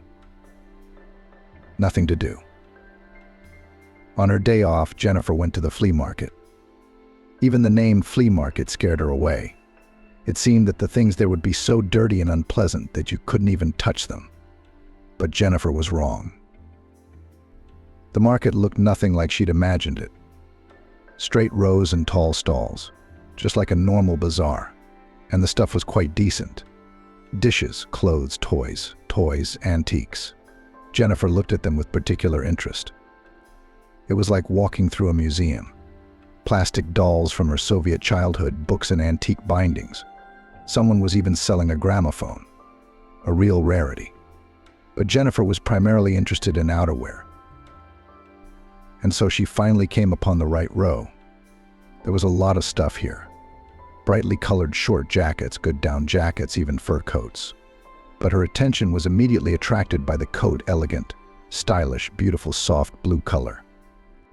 The thing looked like new, no scuffs, no stains, no holes. The size seemed to be just right. Jennifer looked at the salesperson. She was a woman in her 50s. Did you like the coat, daughter? She smiled. Try it on, try it on. I think it will fit you. I can see at once this thing is yours. And my eye knows it's already there. Jennifer tried on the coat and realized the saleswoman was right. The coat fit right. The girl even admired herself in the mirror. The saleswoman named the price. Jennifer could not believe her ears. It was just pennies. She could easily afford a beautiful coat. She couldn't even believe her luck. She was leaving the flea market in that sky blue coat. Suddenly it was cold, and she didn't want to put on an old jacket after the elegant thing. Jennifer felt different in beautiful clothes, more confident, relaxed, happy, finally. It seemed like such a small thing, but how does it affect her mood? Jennifer felt like everyone was looking at her and admiring her. Or maybe that was how it really was. A pretty girl with a slight smile on her lips, wearing a beautiful coat. People like that certainly attracted attention. Jennifer decided to get off the bus early and walk the stop, at the same time to buy something tasty at the store on the way. Sometimes you could treat yourself once in a while. And at that very moment, when Jennifer was hurrying to the grocery store, she was called by a high voice, either a woman's or a child's. Girl in the blue coat. The girl shouted. Jennifer thought it wasn't her, but again, the girl in the blue coat. Jennifer slowly turned around. She saw a gypsy girl of about 15 at the empty bus stop. She was the one who'd called her. Tall, dark-haired, snow-white teeth, long black braids, decorated with some beads and thin ribbons, came out from under her shawl. The girl was wearing a short jacket and a floor-length skirt. On her feet were massive sneakers. Jennifer started toward the girl, but the girl took off and hurried toward Jennifer. Finally, they met near a lamppost. "Let me read your fortune," pretty girl said the gypsy. Of course, the girl was just trying to make money off her. But the young gypsy girl won't succeed. She's a bad fortune teller if she can't see that her potential client has no money at all. "I'm just telling fortunes," the girl said suddenly, her black eyes scrutinizing Jennifer. "For free. I'm rich. I'm just learning. I need to practice." Jennifer grinned. She couldn't help thinking that she was a young con artist, that she was just trying to get her teeth into her mouth to steal her purse. But then the girl would be in for a big disappointment. There was nothing there to take. "I see you don't trust her." The gypsy was a chatty girl. "All right, then I'll tell you a little about your past. Then you'll realize that I'm not deceiving you." "Well, tell me," Jennifer nodded. "Shall I give you a hand? The palm of your hand? Can you read the palm of my hand?" "You cheer me up," girl laughed the gypsy. "These are all grandmother's fairy tales. What palm? I don't need a palm. I can see everything in your beautiful eyes." "Well, I'm listening." Jennifer was relaxed for some reason.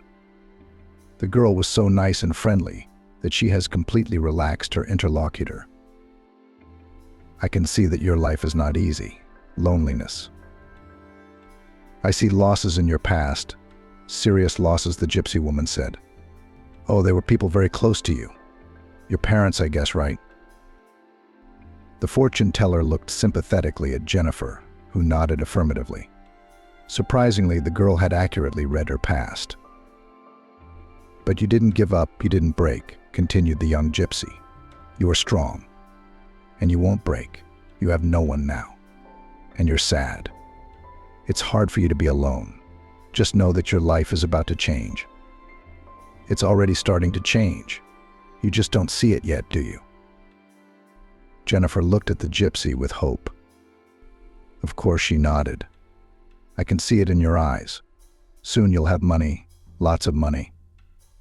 You'll forget about poverty once, and for all you'll be able to spend as much as you want. Oh, you'll be lucky soon."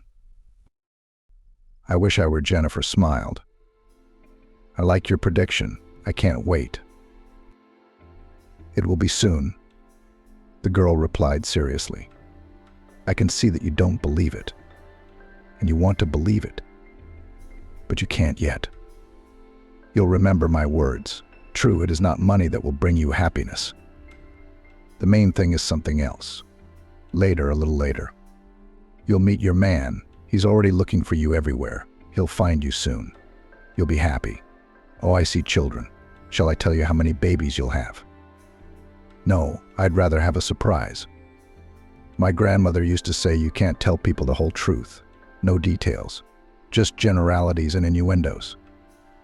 These prophecies of the novice fortune teller made Jennifer's soul warm, and tears began to gather in her eyes. There was a feeling that this gypsy just read her dreams and voiced them. Maybe it was the young girl's inexperience. She had admitted that she was a novice fortune teller. Maybe she just confused Jennifer's dreams with her future. That's all. No, I'm not wrong. Not that much ever, the gypsy protested. Jennifer even flinched in surprise. Had she read her mind? Goosebumps ran down her spine. When? When will all this happiness suddenly descend on me? Jennifer asked the question. Well, we can't say for sure, the gypsy answered. But we won't have long to wait. You know, I'll give you a hint, though it would be a very rude intervention, said the gypsy. But you will come to everything on your own just after a while. I'll give you a hint right away. Anyway, it's all about that new coat of yours. There's something in it. Take a look. Look for it at home. Pay attention. Wow. Jennifer smiled. What am I supposed to be looking for? You'll find out, the gypsy said evasively. I've told you too much already. You'll be all right. Don't be afraid of anything and believe in good things. All right, thank you, Jennifer nodded. The girl waved goodbye and hurried somewhere behind the bus stop to board. Jennifer watched her until the gypsy girl was out of sight behind the trees. Not that the girl believed the young fortune teller's prediction. No, of course not. And yet, at home, the first thing Jennifer did was to examine the coat, searching through the pockets, both main and hidden, and scrutinizing the collar. Then, she guessed, she started probing the lining. And that's when her fingers found a rustling piece of paper. Maybe it's a big bill, Jennifer thought. The gypsy promised me a lot of money. Maybe the old coat was the old owner's stash. I could really use the money now. The girl carefully slipped her fingers into the lining of the coat so that it would be easy to sew it up, and extracted not a large bill, as she had hoped, but a note. A note, written in quick, messy handwriting on a scrap of paper. The thought flashed through her mind that it was an instruction manual for finding treasure. The gypsy woman had promised riches, but the content of the note shocked Jennifer. Please help. Read the girl. Don't think this is a joke or an evil prank. He has kidnapped me. He's keeping me locked up in the basement, making me fix old things that I think he's selling later. I'm in a village. It's not far from town. I don't know the name. But I managed to notice that there is a sign nearby that says 153 kilometers. I don't know what that means, the note continued. His house is somewhere on the edge of the village. It's always quiet here, no one lives nearby. Just behind the house is a forest or a plantation. I don't know what it is, he'll kill me like the others. Help me, please. Jennifer's breath caught. Her hands trembled. There was a pounding in her temples. Whoever had written this person was in danger, and in such fear that she didn't even want to imagine it. What was there to do? Jennifer had no doubt that the note was not a joke, but a real cry for help. And the girl made the only right decision, put on her new coat again, and went to the nearest police station. At first, no one wanted to listen to Jennifer. She was brushed off, sent home. The kids are just kidding around. You wouldn't understand, a pot-bellied policeman with tired, red eyes told her. Their jokes are so stupid. I have a lot of experience. Do you know how many jokers I've seen? But Jennifer stood her ground. The girl knew that the person who left the secret message had only her. Only Jennifer could save him or her from captivity. For we must act quickly. There was no telling how long the note had been in her coat. It is possible that it is already too late to do anything at all, but I did not want to think about it. Finally, one of the young operatives, Henry, agreed to take Jennifer's statement. Henry, you're a fool to take on unnecessary problems, his older colleagues told him. The operative listened to Jennifer, wrote down her statement, took the note from her, and walked the girl to the exit, promising that he would keep her informed. She was a witness in the case, and her presence and testimony would still be needed. The girl kept trying to find out from him on the way out whether he was not deceiving her, whether he was trying to get rid of an annoying visitor.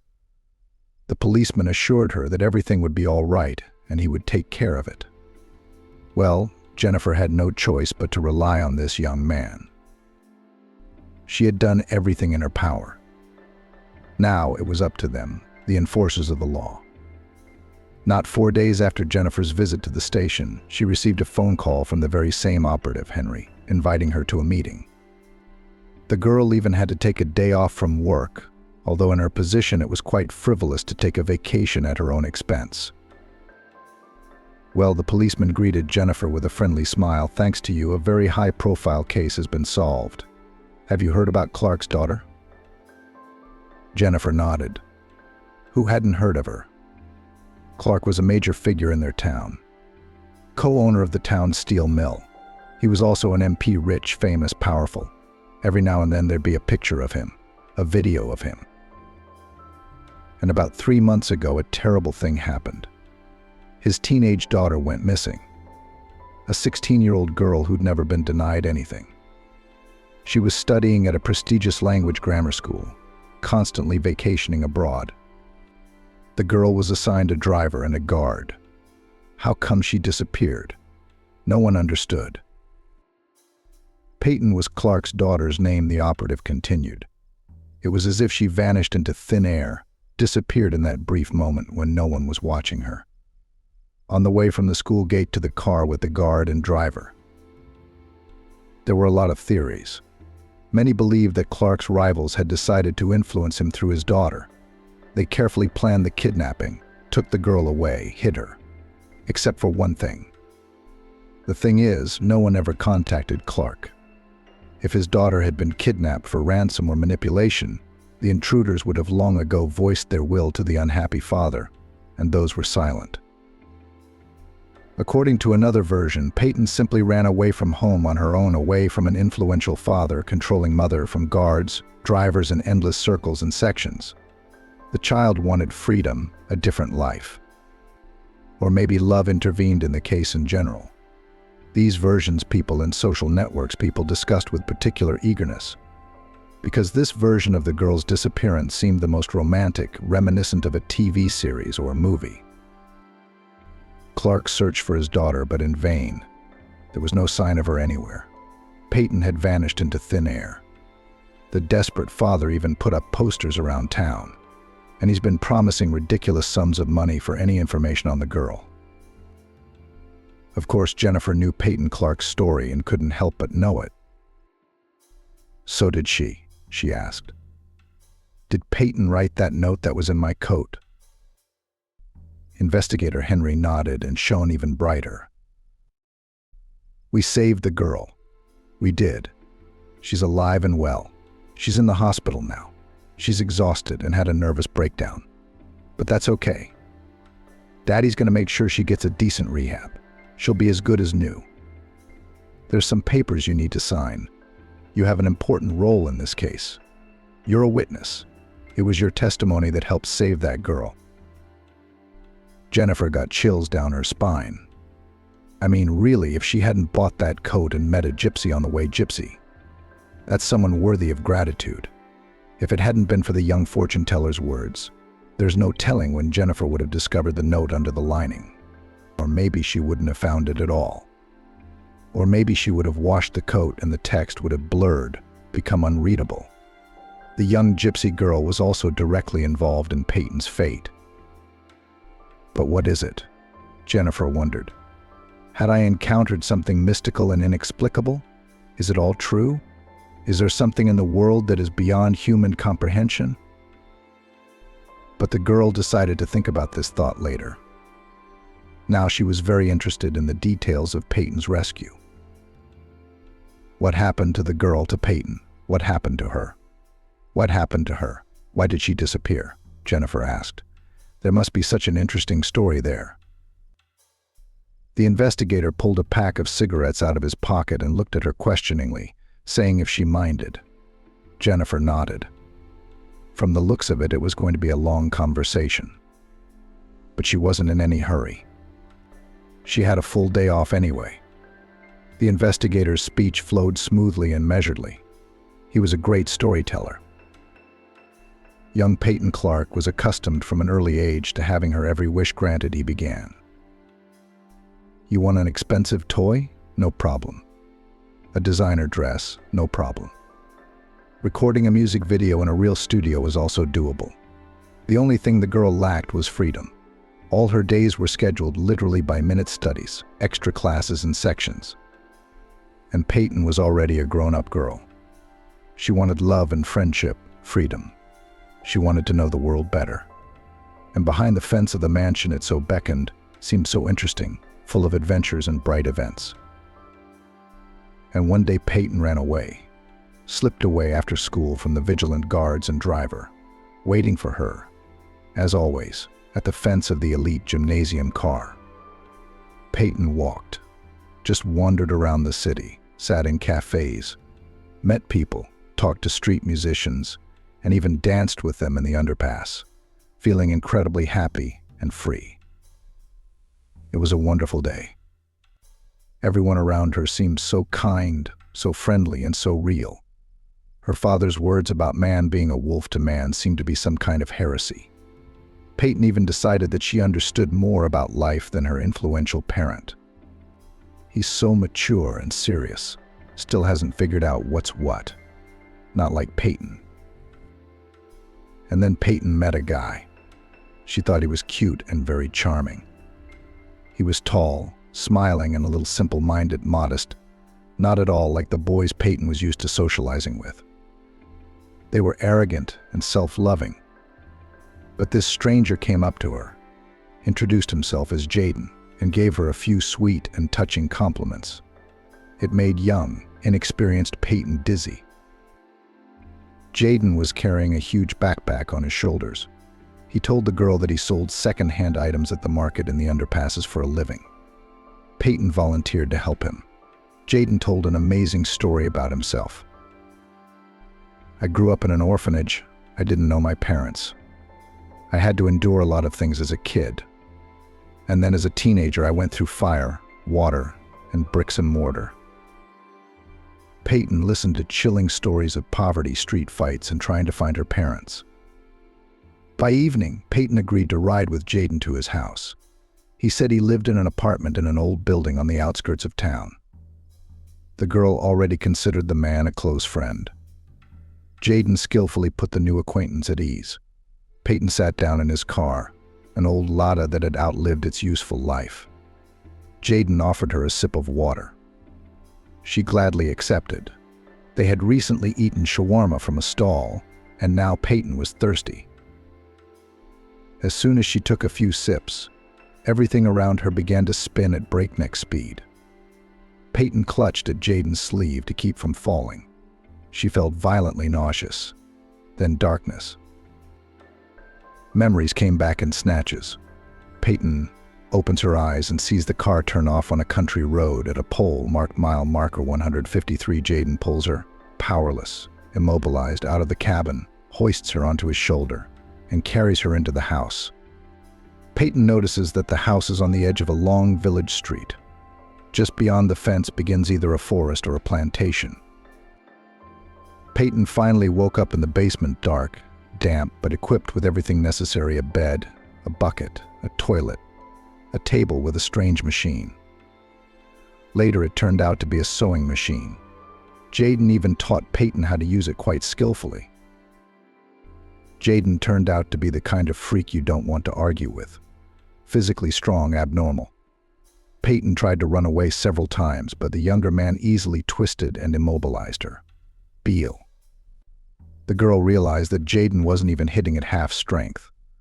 Later came the realization that it was best not to cross him. Jaden. If Peyton didn't fight back, he wasn't doing anything wrong. Every day the kidnapper brought the girl lunch and dinner. In the evenings, the man asked Peyton to read him stories. It was strange and scary. A grown man listened to magical stories from a thick book with his mouth open in amazement. Jaden also taught Peyton how to patch up worn clothes. He sold them in the underpasses or at the market. Peyton saw that as the key to salvation.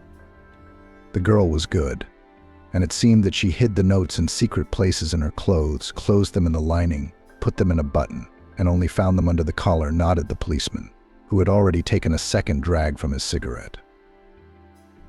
Well done. If it hadn't been for that, she'd still be in the basement, or Jaden would have killed her by now. Peyton's not the first person to live in this basement. Turns out she had predecessors. Jaden's dangerous. Very. Taking girls, making them read him fairy tales, fixing the clothes he sells. I don't know where he got the stuff. Maybe he stole it. Maybe he scavenged. Jaden fed the captives, took care of them, enjoyed his power over living things. And then he'd get bored with the next toy. He'd get rid of it and go looking for a new one. What a horror, Jennifer whispered. She couldn't imagine the horror Peyton felt, being in the basement alone with that monster. Now you realize what a scary man you stopped. The investigator looked at Jennifer seriously. The girl noted that he somehow unnoticeably for himself switched to you, as if this story brought them closer together, made them, if not friends, then at least allies. Peyton wasn't the only one who did the world a big favor. She could have ignored the note, thrown it away, and that was the end of it, or given up when the station didn't believe you right away. I know that story, how they chased you from office to office, didn't want to listen to you. It's scary to think if you'd given up and left. Jennifer nodded and shivered. It made her uncomfortable to think of people like Jaden walking the earth. They didn't stand out from the crowd. You never know if they're just a man or a beast. Peyton's dad, Clark. He found out about you too, and he wants to meet you. Why? It's got Jennifer all excited. I think he wants to thank you, the investigator said. And don't you dare say no. You deserve it.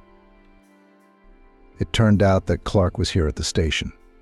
He had something to sign, someone to talk to. Jennifer recognized him as soon as he walked into the office. She'd seen him so many times in photos and videos. Now she was seeing him in person. Clark silently walked over to Jennifer and put his arm around her.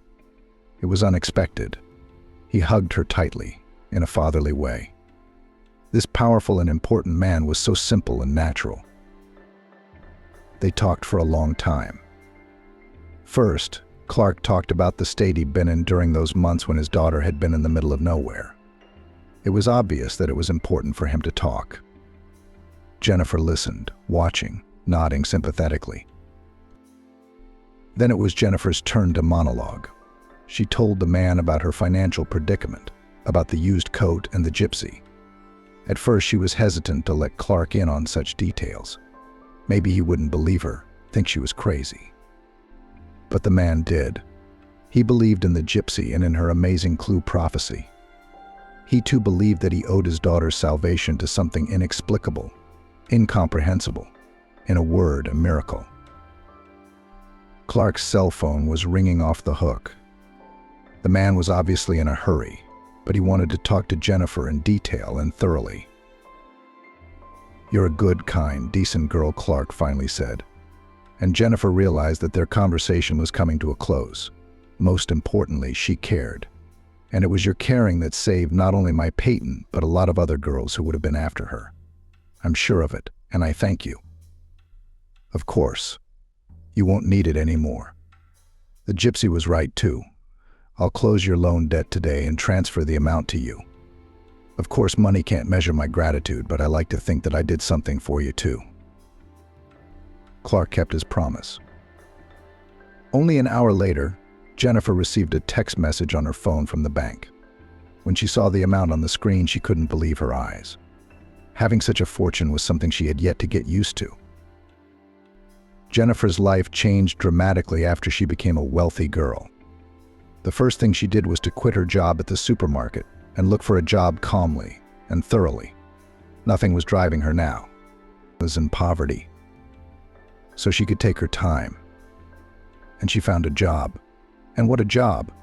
First of all, it was legal work, which was Jennifer's profession. Secondly, it was remote. Thirdly, it was high-paying. Paradoxically, she'd started earning good money at a time when she didn't need the money at all. Clark's gratitude turned out to be not only a reliable financial cushion, but also the capital, bringing good bank interest. And then there was the paycheck. Jennifer could finally afford something she dreamed of for so long. She got her driver's license and bought a car. She got beautiful dresses, expensive shoes, and even jewelry. The girl thought about buying an apartment. She could afford any real estate in this city, but something stopped her. Jennifer wasn't sure she wanted to stay in Sport City. It had once seemed that having money was the key to a happily wealthy life, but it turned out that wealth was also somewhat of a challenge. Becoming wealthy, Jennifer was very disappointed in people. Close friends showed themselves not from the best sides. Jacqueline was the one who first distinguished herself. Of course, Jennifer immediately told her friend about what happened to her. Immediately after leaving the police station, she was so eager to share the extraordinary story she had been a part of. She was overwhelmed with emotion. Jacqueline took her friend's story badly and regretted that she had not been in Jennifer's shoes. She could use Clark's gratitude too. She'd been wanting a fur coat for a long time. A trip to the seaside and the latest model of cell phone. Jacqueline's attitude toward Jennifer had changed. Her friend had become more attentive, alert, and polite. Now she often complimented Jennifer, and before she had only made jokes about her appearance and behavior. Jennifer realized with annoyance that Jacqueline was almost groveling before her as a rich and therefore powerful woman, belittling herself and elevating her friend to make her feel like a real queen. Why? The answer did not have to wait long. On New Year's Eve, Jacqueline, in a pitiful voice, ordered a gold set from a famous brand as a gift. Even sent her a link to it. It was, to put it mildly, unpleasant. Jennifer still gave the bling to her friend then.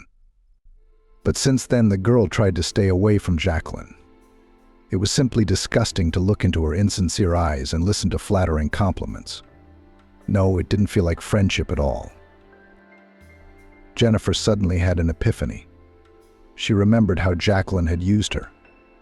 Their entire relationship had been based on the favors Jennifer had done for Jacqueline.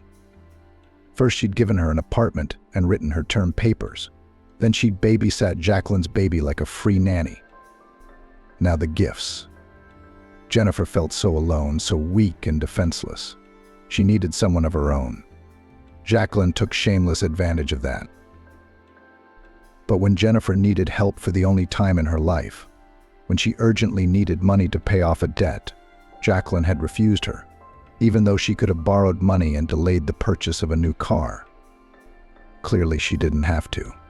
But still, Jennifer did everything for her on demand. It was a very one-sided relationship. So now Jennifer tried not to pick up the phone when her friend called and refused to have a friendly sit-down at the restaurant. These friendly meetings always followed the same script. Jacqueline ordered delicacies, dishes, and expensive drinks for the two of them. Then she would paint her unhappy life in colors, hinting at Jennifer to solve one or another of her problems. And after the bill was settled, of course, Jennifer would foot the bill. Jennifer now tried not to see Jacqueline and felt lonely and cheated. Yes, she had money, she had a good job. Now she could buy herself anything she wanted. But in a strange way, she didn't feel any happier. The novelty of the sensation was gone, and Jennifer felt the longing for her nearest and dearest people again. And there were none. The second part of the fortune teller's prophecy gave hope. Jennifer's happiness would be brought by meeting a man who was already looking for her.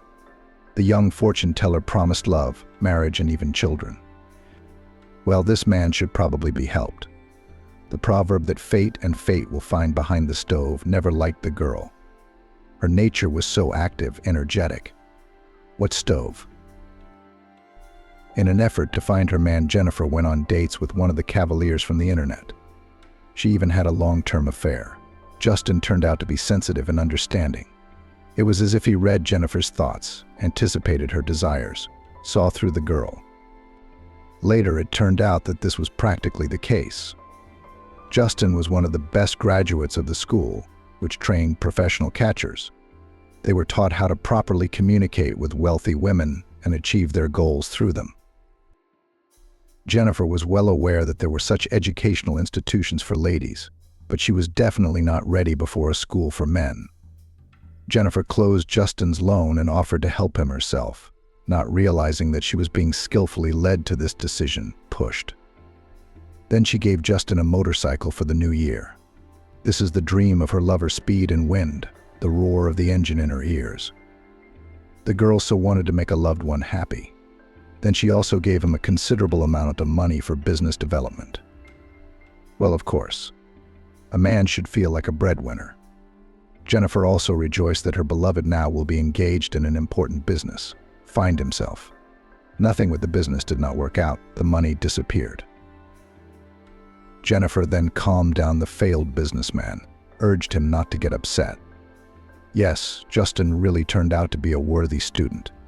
He'd managed to masterfully bamboozle his lady. It was costing Jennifer a lot of money.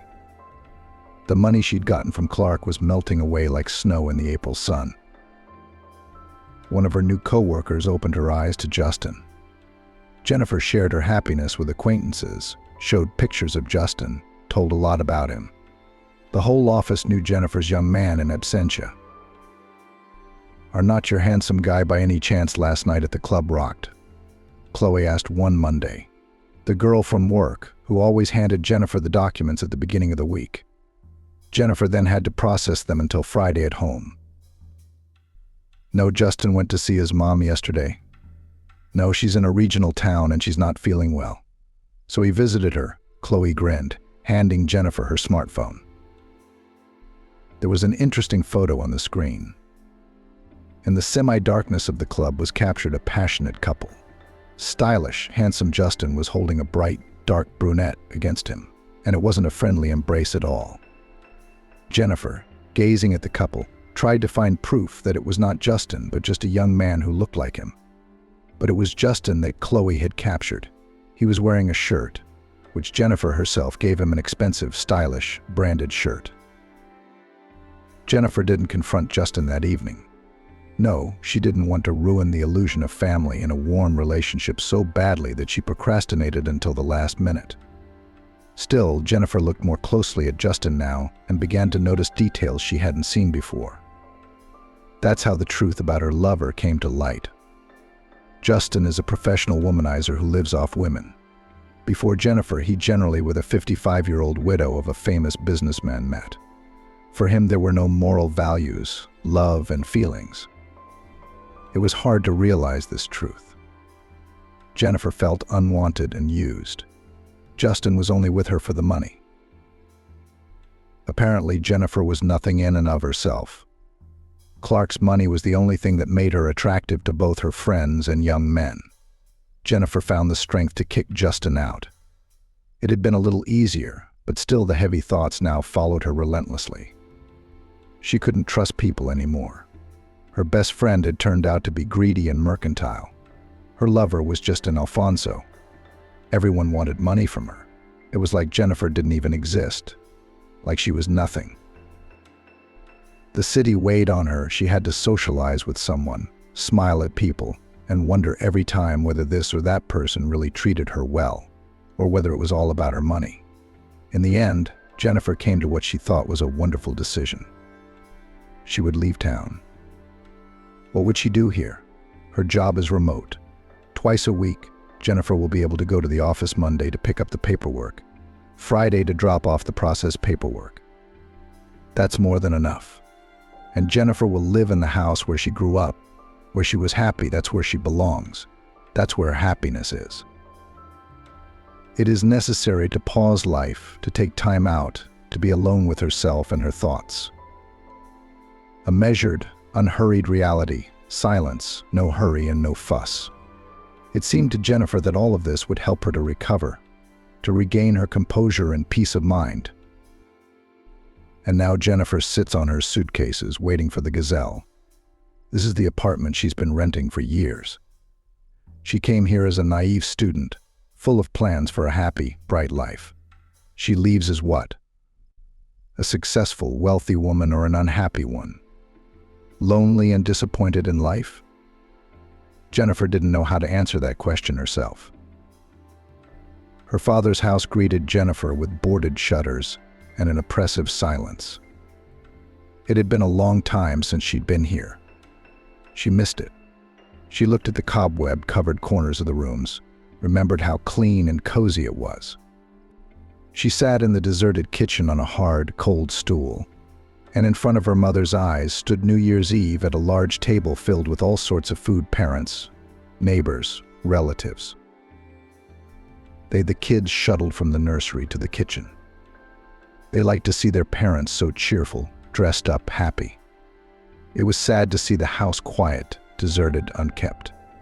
Jennifer got up, took a broom in her hands, and went into the hay to start cleaning. The girl decided to start there. Almost 24 hours Jennifer cleaned, the house became cozier, brighter, and at the same time warmer in her soul. She was finally convinced that it was the right decision to leave the city and return to Sosnovka. It was quiet and cozy here. Over the years of living with her parents, the house was imbued with a special, unique atmosphere. Wiping the dust off the shelves, Jennifer suddenly realized that she wouldn't sell it for any money. On the other hand, who would want an old country house? Still, Jennifer wouldn't even put it on the market. He's like a friend or a relative already. Over the course of the 24 hours, Jennifer has had several old-timer neighbors stop by. First, Aunt Chelsea stopped by. Jennifer noticed that her neighbor had grown older and faded in the years they hadn't seen each other. She was gray and dull. Where was her former bright and flashy beauty? When Jennifer was a little girl, Aunt Chelsea wore a long black braid and painted her lips with scarlet lipstick. "Hello, sweetheart, are you here?" Jennifer's neighbor smiled. It was nice to see that face from the past. "I'm here," Jennifer replied. "Not selling the house, are you?" "I'm just cleaning up, looking around." "No, I'm going to live here." "You're not." Aunt Chelsea shook her hands in surprise. "No way. I thought people said you were doing well in the city. I can understand Grace moving back. She's impoverished beyond belief. It's tough with the kids in the city all by herself. So she moved back to her parents' house. What's your problem?" "I thought people said you had a good job. Did they fire you?" "No, the job hasn't gone away." "No, I'm going to telecommute from home." That's what a lot of people are doing now, and I know that Chelsea said knowledgeably. A lot of people telecommute now. Still, it's better for young people in the city, so many prospects, so few people come back. What happened to you?" "No, Auntie, I just wanted to go home," Jennifer replied sincerely. All right, have a rest. What's it like at home?" "At home, the walls help. I'll bring you some lunch, or you can come over. You've got a lot of cleaning to do, no time for cooking." "Thank you very much," Jennifer smiled. And suddenly she felt so warmed by the thoughtfulness of it. It felt so good to be remembered and known here. Jennifer didn't want to disappoint Aunt Chelsea by telling her that she'd already ordered food from the city. Yes, there were now couriers to the outlying neighborhoods delivering food. True, it was a big order, and it didn't come cheap.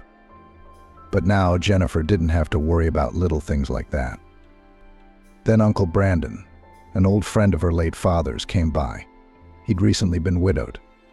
You could tell the man was still reeling from the loss. They sat and talked, and again from talking to an old acquaintance who had known her as a little girl, Jennifer felt warmer in her soul. Slowly the girl settled in her home, got used to the fact that in the evening from work here does not come Daddy, and Mom does not rattle in the kitchen pots. Jennifer felt like she'd made peace with their loss years ago. But it wasn't like that in this house. It was as if she'd gone back in time to a carefree, happy childhood. And that time, as well as this place, was firmly associated with her parents. So she had to get used to the idea that they were gone. Jennifer worked from home. On Mondays, she would go into the city to pick up paperwork, then process it all week, and bring it back on Friday night. Her schedule was calm, measured.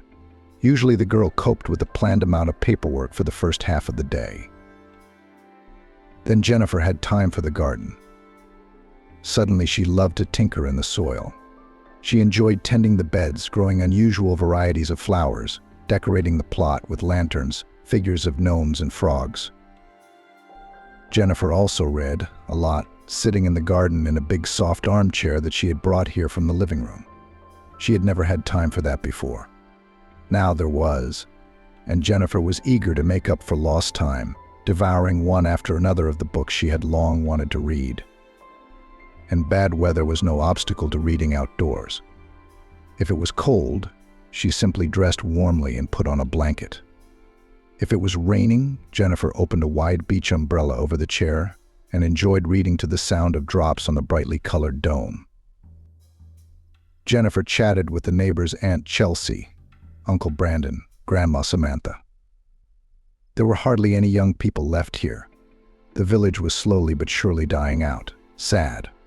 All of Jennifer's old acquaintances, her former classmates and high school buddies, had gone to the city. There were a few guys who drank heavily and had no aspirations. Even Grace, the one who, according to Aunt Chelsea, had given birth to a baby by someone she didn't know and returned to her parents with her brood. Even she had gone to work.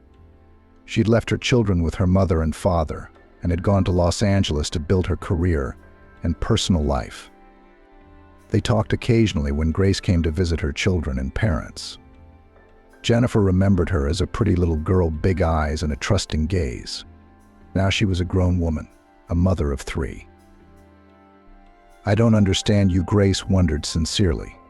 "How can you voluntarily imprison yourself in this wilderness? I can't even stand it for a week. I want to go to the city.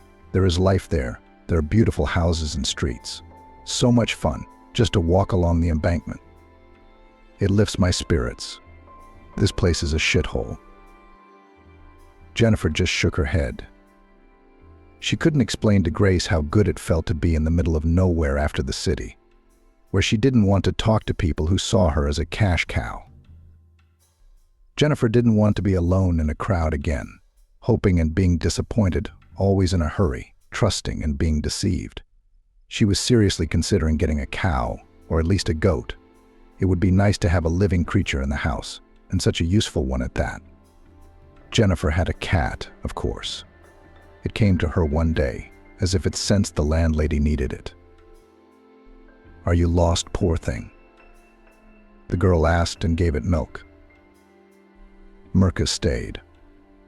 From a skinny creature, this cat turned into a fluffy peach-colored beauty.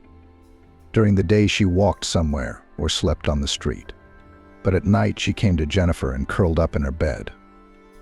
The girl joked sometimes that Mirka guarded her sleep. And maybe it was really so. Dreams in the village were good. Jennifer seemed to feel peaceful, happy. And yet there was something missing. More like someone.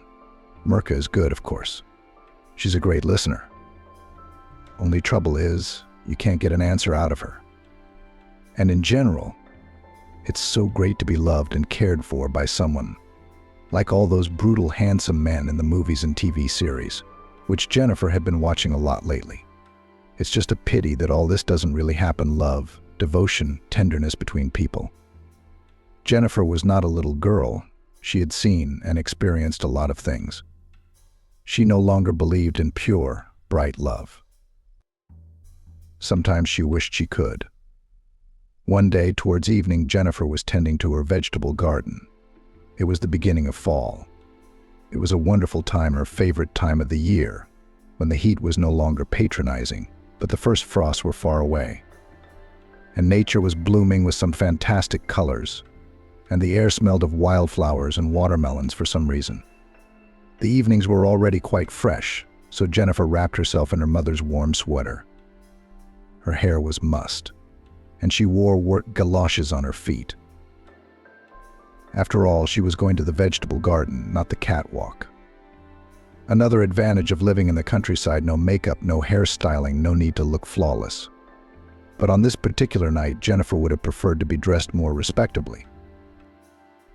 "Jennifer, you look beautiful," came a pleasant male voice from behind the fence. Jennifer thought about it, her mind drifting off, as it often did now. And then there was this response. The girl slowly turned around and met her eyes with the man whom she had considered the ideal man all her childhood and youth. Although he was not a man then, of course he was not yet, he had not come out in years. In front of Jennifer stood Tom, the one whom all the neighbors set as an example to their children.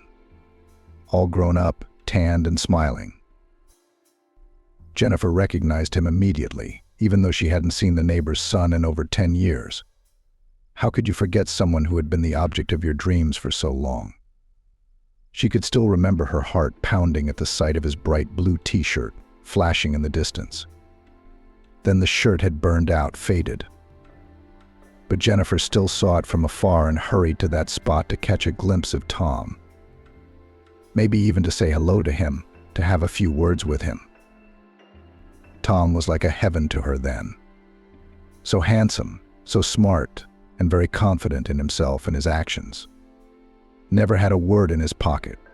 Always knew what to say and who to say it to. Tom went to the big city after school, went to university, and became a pediatric surgeon. That's what the neighbors said. He never came back to his home village. Tom's parents themselves went to visit their son and then moved to the city. The neighbors said that Tom bought his mother and father an apartment near his home. How lucky the Clarks are, the men said. The son has grown up to be a respected rich man, a professor, a doctor, and attentive to his elders. This Tom should now be in a big city and lead an active life of a successful man. How did Tom end up in this village? Here, near her fence, whoever, but him Jennifer certainly didn't expect to see. It was a fantastic moment, almost like meeting a miracle. Jennifer smiled, desperately hoping she hadn't gotten herself dirty, as she sometimes did. "You haven't changed much," Tom said as he approached the fence. Jennifer stepped closer to his companion as well. "You'll say the same," the girl smiled coquettishly. She knew she looked younger than her years. "Why are you here?" "I heard that your parents..." "Sorry to remind you." "Yeah, my parents are gone," Jennifer nodded. "I came here to live, to get away from the hustle and bustle of the city, to think about life." "I can understand that. Sometimes you wish you could run away to a desert island. Except my patients need me, and that's the only thing stopping me." "You're a surgeon, I hear." "A pediatric heart surgeon," Tom clarified. Jennifer involuntarily looked at his fingers. Slender, long, aristocratic fingers. You'd never guess that Tom had grown up in the countryside, and with those very hands he chopped wood, milked cows, and carried heavy weights along with the other village kids. "I'm a lawyer. I work remotely so I can afford to live here. So how do you like this life? Are you happy with it?" Tom looked Jennifer carefully in the eyes, and she simply could not lie in response. "Well, not everything, of course. Why are we standing here? Why don't you come in if you're not in a hurry? We'll sit on the veranda. I'll give you some tea with raspberry leaves. I thought you liked that when you were a kid." "I guess I still do," Tom smiled. He walked through the wicket Jennifer had opened. He hadn't drunk it for a long time and had forgotten the taste. They sat on the veranda under a rapidly changing sky. Jennifer turned on the lantern. Gnats and moths danced their eternal dances in its light. One by one, large bright stars lit up, the kind you could only see in the countryside. Jennifer wanted it to last as long as possible, for Tom to sit like this, talking in his sweet voice. He was so like family. Jennifer hadn't realized her childhood feelings were still alive. Maybe the only reason things didn't work out with other men was because she unconsciously compared them to Tom, and the comparison was certainly not in their favor. There were waves of warmth and acceptance coming from Tom. Jennifer could physically feel that he, too, was enjoying sitting with her on this veranda and talking to her as if they hadn't been apart for years. The man confessed, "You're the only person in the village who's ever been interesting to me. You were always so thoughtful and understanding." "I'm glad to hear that," Jennifer said sincerely. Tom talked about himself. He lived in the city, He spent most of his time working, teaching students, and studying. Yes, Tom was always learning something new, improving his skills, practicing with experienced professors and surgeons. The young man managed to achieve a lot. He already had a reputation as a doctor to whom appointments are booked months in advance. Tom coped with the most difficult cases. Moreover, he specifically sought out such patients. He liked a challenge. When Tom talked about his work, his eyes lit up and Jennifer smiled. It was obvious that he really enjoyed what he was doing. Tom had found his way, found his place in life. He had come to the village to finally sell the house. He should have done it a long time ago, but his parents didn't agree. It's like a memory to them, I guess. Well, I can understand them. They've spent their whole life here. Tell me about yourself. There's not much to tell, Jennifer shrugged. Her own existence seemed gray, uninteresting, almost meaningless against the backdrop of Tom's life. Jennifer lived and worked in the city, tired. So I came here to rest and regain my strength, she said. You're here alone? So you don't have any children? Tom asked and was immediately embarrassed. Oh, I'm sorry, I guess it was a tactless question. No, Jennifer smiled. On the contrary, it was somehow nice that Tom was interested in her personal life. You're right. No kids, no husband. I'm alone. Well, what are your years? The man smiled. I'm alone too. I just recently ended a very strange and difficult relationship. Now I don't feel lonely. I feel rather free or even liberated. The confession pleased Jennifer. The girl, of course, tried not to give herself away. She even had to avert her eyes so that Tom would not notice the impression his words had made on her. Jennifer realized at once what was going on, guessed by some inner instinct. The fortune teller's prophecy came back to her mind that true love would soon come her way. Her heart told her that this time disappointment would not follow. Everything would definitely be right now. Good, okay. Just the way it should be.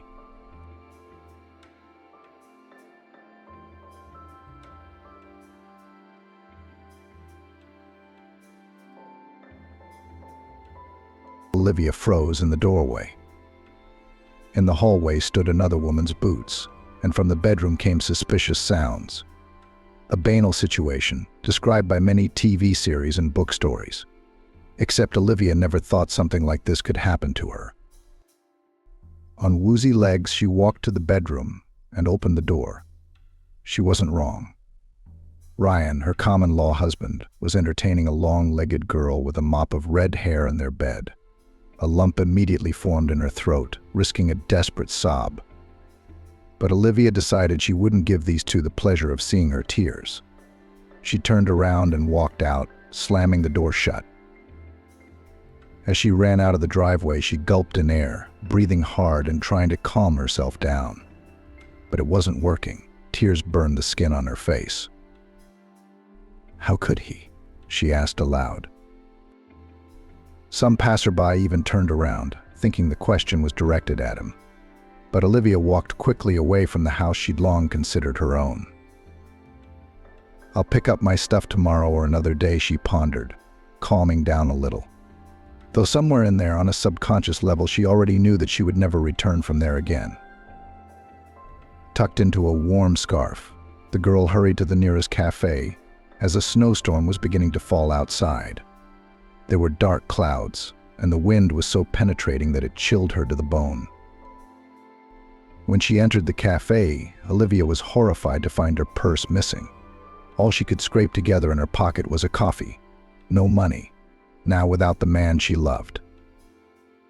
Sad, she thought, taking a sip of flavored coffee. It was good that she slipped her cell phone into her pocket, or she would have been left without communication. When she managed to warm up at least a little, the waiter announced that the cafe would be closing soon. Olivia shivered, looking out the window. The blizzard was in full swing. It had been a particularly snowy and frosty winter this year. She couldn't go home. She didn't want to look at the man who had betrayed her, who had trampled on her feelings. In addition to the phone in her pocket was a bunch of keys, one of which was from the door of her office. A plan of action was outlined. So Olivia hurried to her hometown publishing house, where she had worked for several years. "Who's there?" an elderly security guard asked. "It's me, Olivia." "I'm sorry, old man. I didn't recognize you," she replied. "What brings you here at this late hour?" "Uncle Adrian, can I sleep in the study?" Olivia asked in a voice shaking from the cold. Adrian had worked as a security guard at their publishing house for several years. He was a kind and jolly old man. All the employees loved him very much and called him just Uncle Adrian. "Oh my God, of course it's Olivia," he fussed. "How can I leave you out in the cold? Come in. I'll put the kettle on. You're shivering. You could get sick." Olivia opened her office, took off her down jacket, and took a cup of herbal tea, carefully brewed by the guard. She valued her job very much. Ryan was part owner of this newsroom. Who owned the other share, she didn't know. Ryan didn't like to talk about such topics. He'd only once mentioned that he'd opened it with a friend who'd sold his share to a big businessman.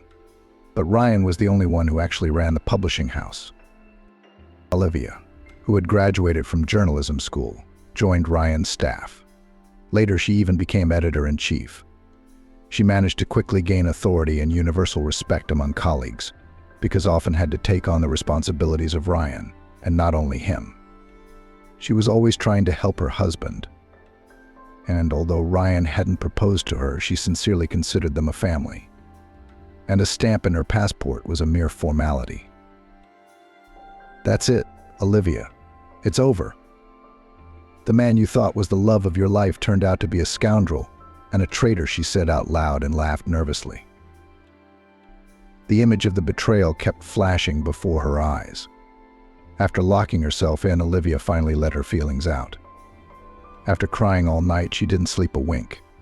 It wasn't until morning that she dozed off in her desk chair. She woke up to a noise in the waiting room. "Open up, Olivia. Open up," Ryan shouted, pounding on the door with all his might. Her heart raced in her chest. She didn't want to open it, but she knew she had to. Olivia opened the door and turned back to the window. Ryan walked into the office without closing the door, even though the employees were coming to work at that time. "Why didn't you stay home last night?" Ryan asked. Olivia stared out the window in silence. She was afraid he would see her tears. Well, no, and they won't give him that much pleasure, Olivia thought to herself, clenching her fists with all her might so that her nails dug into her skin. Olivia turned, trying to look at Ryan with a nonchalant look. "I didn't mean to distract you, Ryan, from important business," she replied. Ryan stared defiantly into her eyes, but what struck Olivia was the complete lack of remorse or guilt in his gaze. On the contrary, he smirked cheekily. "Don't get all hot and bothered, chick. I'm a man, a male, so I can't wait for you to make time for me. You're tired, or you're working or something. What am I supposed to do? Are you saying it's my fault you brought some girl into our house?" Olivia found it hard to breathe. She'd assumed anything, but for him to turn it around like this was too much. She decided to end the conversation and tried to leave, but Ryan literally pushed her into the wall. "Where are you going? Do you really think I'm just going to let you go?" he asked defiantly. "Let go, Ryan. It's over. I don't want to see you anymore." Olivia tried to free herself from the man's strong grip, but she couldn't. "Have you been thinking straight, Lucky?" Ryan asked with anger in his voice. "You're worthless without me. Remember the mess I got you out of. Do you want to go back to the swamp you grew up in before you met me? Without me, no one will give you a job in this town." Olivia was silent, trying not to cry. Yes, she had no family at all. Ryan was the only person Olivia considered close to her at the moment. Her parents had been gone when she was very young. She was raised by her grandmother, who also passed away not too long ago. He knows how hard she's been taking the loss, and now he's hitting the hurt. "It's too bad that in so many years I didn't see you for who you are," Olivia said. When she felt him loosen his grip, she broke free and ran away, unable to hold back her sobs. There was a huge black void in her soul that made her feel hopeless. After running a decent distance away from the publishing house, Olivia stopped. Thoughts were jumbled in her head, how to live now and what to do. She didn't know. She couldn't go back to the way things were, and she had to move out of Ryan's apartment. God, how could he? There was only one question swirling around in the girl's head. The thought of inevitably having to go back to the apartment to get her things was frightening. What if she met him there again? That was the last thing she wanted in the world. Sighing heavily, she wiped away her tears and walked slowly along the streets of stores and cafes. She decided to come back for her things later, when she had calmed down a bit. Olivia tried to rethink her life. Where had she gone wrong? Why had Ryan started cheating on her? After all, he loved her. She could feel it. It was true that he had changed a lot lately. He was often irritable, rude, and constantly late for work. Now she realized that it was probably during this period that he had taken a mistress, maybe even more than one. Tears welled up in her eyes as she thought about it while she'd been doing her best to help Ryan with his work and support him. He'd been having affairs with other girls and then coming home and getting into bed with Olivia, as if nothing had happened. As she approached the flower store, Olivia froze for a moment, watching the men pick out flowers. This store was high-end, one of the best flower stores in town. Looking at her reflection in the window, Olivia smiled sadly. Staring back at her was a sad girl with eyes faded and swollen with tears and smeared mascara. Turning away from the window, she quickly walked away, immersed in her sad thoughts and not looking around her. Just at that moment, a man came out of the store with a huge basket of white roses. Without looking, Olivia flew into him with all the speed she could muster. Some of the flowers scattered and she fell. "You should watch where you're going," the man shouted at her. But he gave her a hand to help her up. And at that moment, when he touched her hand, something happened to Olivia that she'd been trying to forget all her life since she was a little girl.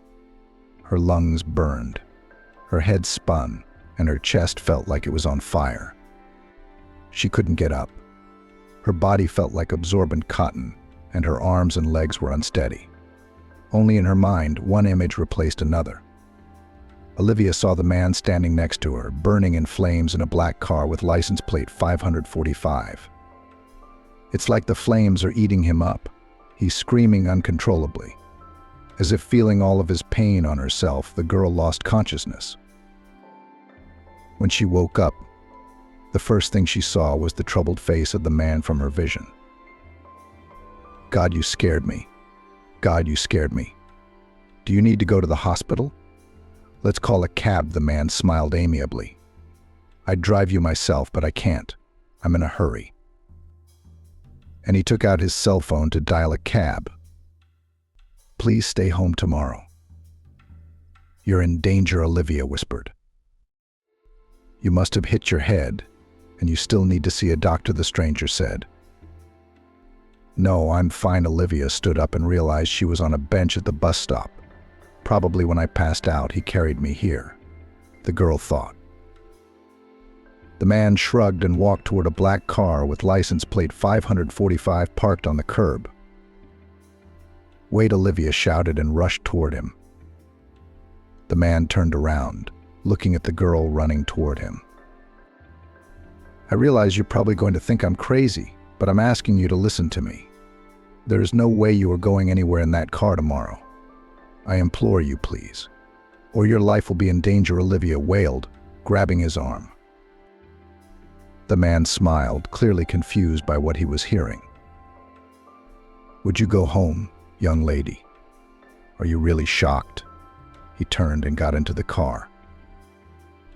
Olivia sighed heavily. He didn't believe it. Of course, she would have thought she was crazy, too, if she hadn't known about her gift. Trying to get her thoughts in order, she wandered toward Ryan's house. She had to get her things. Olivia had a small apartment on the edge of town that she rented out to tenants. She decided to call them and let them know that she needed a place to stay.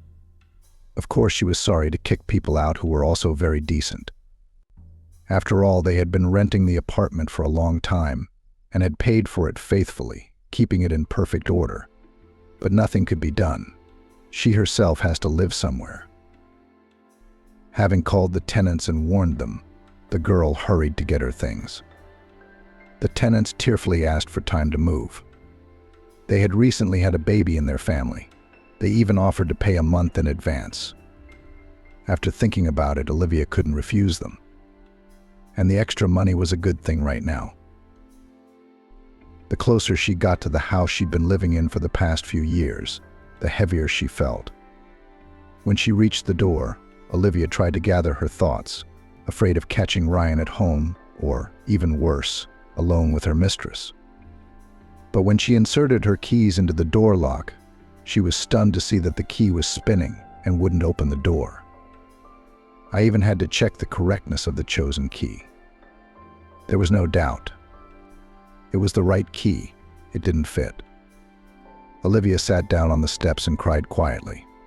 Ryan had already changed the locks. Why would he do that? After all, she hadn't cheated on him, he had. The girl sat like that on the steps until late at night, waiting for Ryan, but he never showed up at home. Olivia wondered what she should do and where she should go. Sure, she had an old house in the country outside of town where her grandmother had lived. But it was quite dilapidated even at that time, because her grandmother had saved all her savings to buy her only granddaughter an apartment in the city.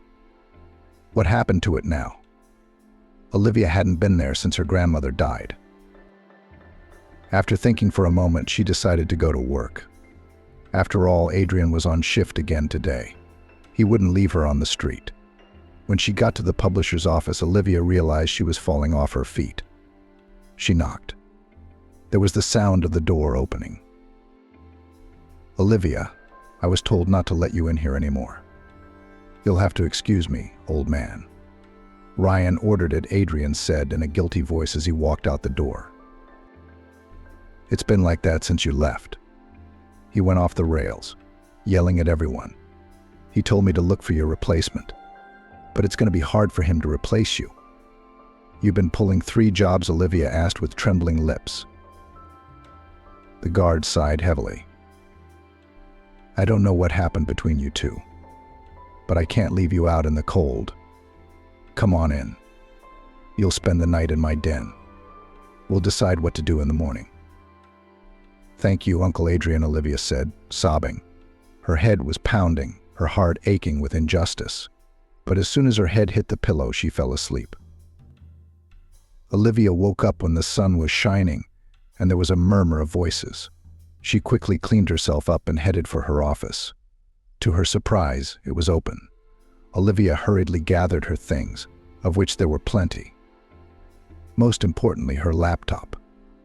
Hastily throwing everything into her bag, she headed for the door. That's when Ryan burst into the office. "What are you doing here? Who the hell let you in here?" "You were fired yesterday," he whispered. "Don't worry, I came to get my things and get my paycheck." "Don't worry anymore," Olivia replied. The man standing in front of her now vaguely resembled the man she loved. "Get out, but put your stuff back," Ryan shouted. Curious people started peering into the office, but it didn't embarrass him in the slightest. "But this is my personal stuff. And the laptop is mine too." "Are you out of your mind, Ryan?" Olivia replied, clutching the bag to her. At that moment, a furious Ryan raised his hand to hit her, but the receptionist stopped him in his tracks. "Ryan, the CEO is in the office waiting for you," she said. "You're lucky." "Now get out," he yelled. "I don't know why you're acting like this. Apparently it's payback for my loyalty and love for you. Just know that no one canceled the boomerang, and all the evil that you have caused me will definitely return to you. You'll see," Olivia said loudly and ran out of the office, wiping away her tears. "Charlie, I'm so sick of this. I feel like I'm suffocating with hopelessness," Charlie said, sitting in the big leather chair across from his friend Stephen. "Buddy, don't exaggerate. You're the envy of the world. Stable business, income, the best girls. Your Sue is a beauty, you can't take your eyes off her," Stephen said, smiling. "But I haven't enjoyed it for a long time. I want a real, sincere relationship. And all these girls, including Sue, are only interested in the size of my wallet." Charlie looked out the window thoughtfully. "Well, just the size of your wallet." Stephen laughed. "You were in great demand at school because you were always considered handsome." Charlie stood up and walked over to the huge panoramic window in his office. "Yes, it's true. He was always in demand with the female sex, and when the money came in, doubly so. The office of his firm was located in the largest business center, and the windows had a magnificent view. That was a prerequisite. Charlie was a true romantic at heart. True, he had to hide this feeling far away, so as not to be considered a weakling. After all, in business it's important to have grip, style, and toughness. Charlie owned a large media holding, which included the largest publishing houses and even a couple of television channels. "I met a strange girl today when I was buying flowers for Sue," he said quietly, staring off into the distance. "Was the girl so good that she blew your mind?" Stephen asked with a smile. "That's not the point. I didn't even get a good look at her. But I can't get enough of what she said. She begged me not to get in the car tomorrow. She said I was in danger." Stephen laughed. "Sounds like the dudes are really bad. You believe in fortune tellers now? And gypsies too? We have to go to an important negotiation tomorrow. Have you forgotten?" "Yeah, I remember everything," Charlie said. "By the way, we have to stop by that publishing house we bought 2 years ago. They're complaining about him, the manager says. He's out of control. There's a rumor that he's embezzling money. We need to get to the bottom of this." The friends said goodbye, and Charlie drove home. Sue met him on the doorstep. She threw herself around his neck and said sweetly, "You're finally home. I missed you so much. I've been thinking about you all day." And she hung around Charlie's neck and kissed him. "Sue, stop it." "I'm actually tired," Charlie pulled away from her. "You're such a bore. Why did I fall in love with you?" Sue pouted playfully. "Did you?" Charlie asked, looking her in the eye. "What do you mean by that?" Sue started to get angry, and without an answer she continued, "You're always dissatisfied, always tired, as if you were some old man." Charlie went to his room, but before he got there he turned around and said, "Well, I'm not keeping anybody. If you're not satisfied, you know the way out, don't you?" When the door slammed behind the man, Sue was already complaining to her father on the phone. Charlie lay motionless on his bed and thought about his life. For some reason, he remembered his childhood, when he and his mother had lived together. It was probably the best time of his life. They lived in a provincial town, far from the bustling metropolis. His father left to conquer Chicago in order to earn money, but never returned. Mom worried a lot, but her son was able to bring up a real man. When Charlie graduated from school, his father suddenly appeared and offered his son to move to the city to study, promising to provide a good job at the end. As Charlie later realized, the father had already started another family. It did not work out, there were no more children. So the parent remembered about his own son. By this time his father was not a poor man, so he wanted to involve his only son in his affairs. Charlie didn't want to leave his mother alone, and his resentment toward his father was great.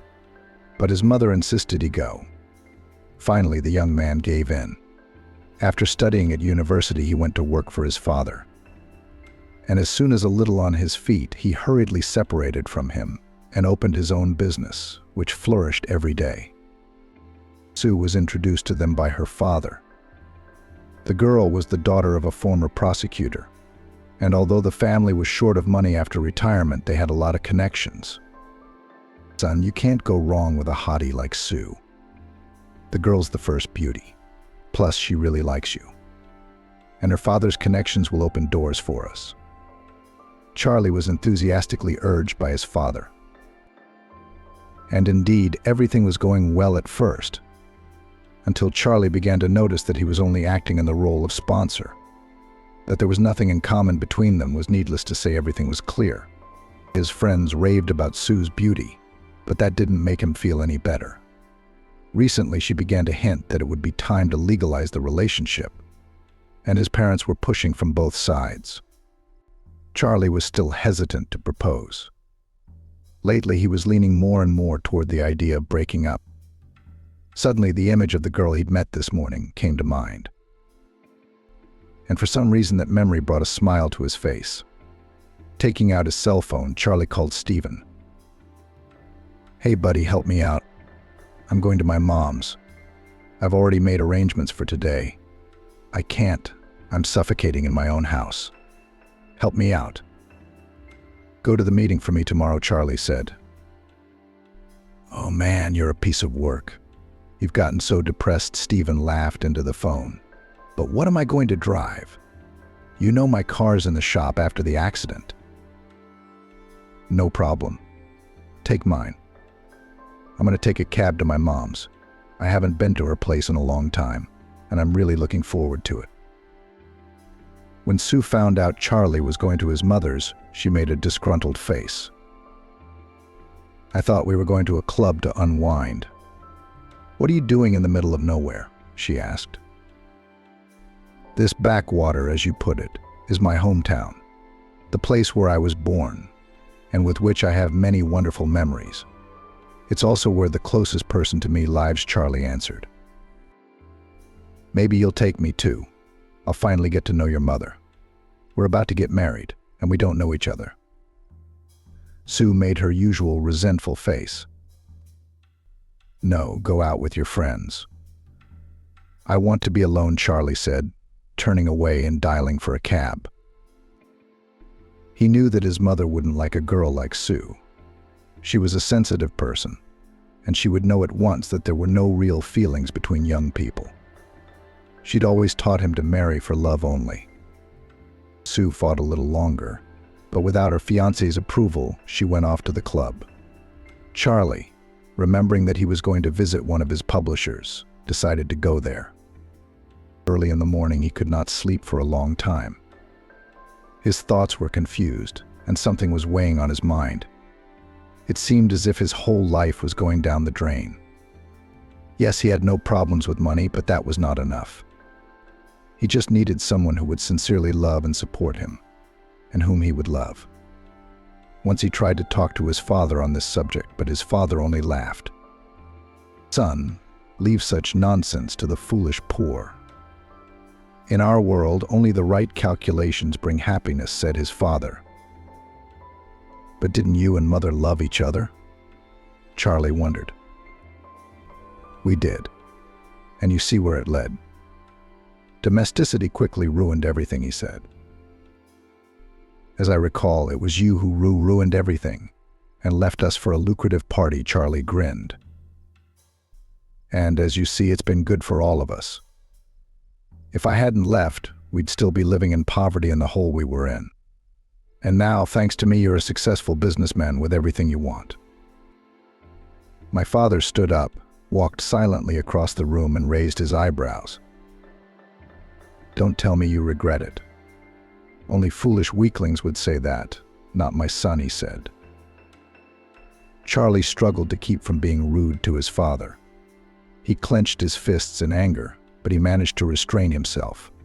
He really didn't want to look weak in his father's eyes. All his life he had tried to prove to him that he could grow up to be a decent man without him.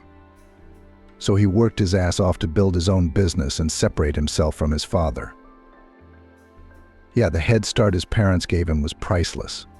That's why Charlie kept his mouth shut. That conversation had come up many times in Charlie's mind. Now, when he couldn't sleep at all, it came to mind.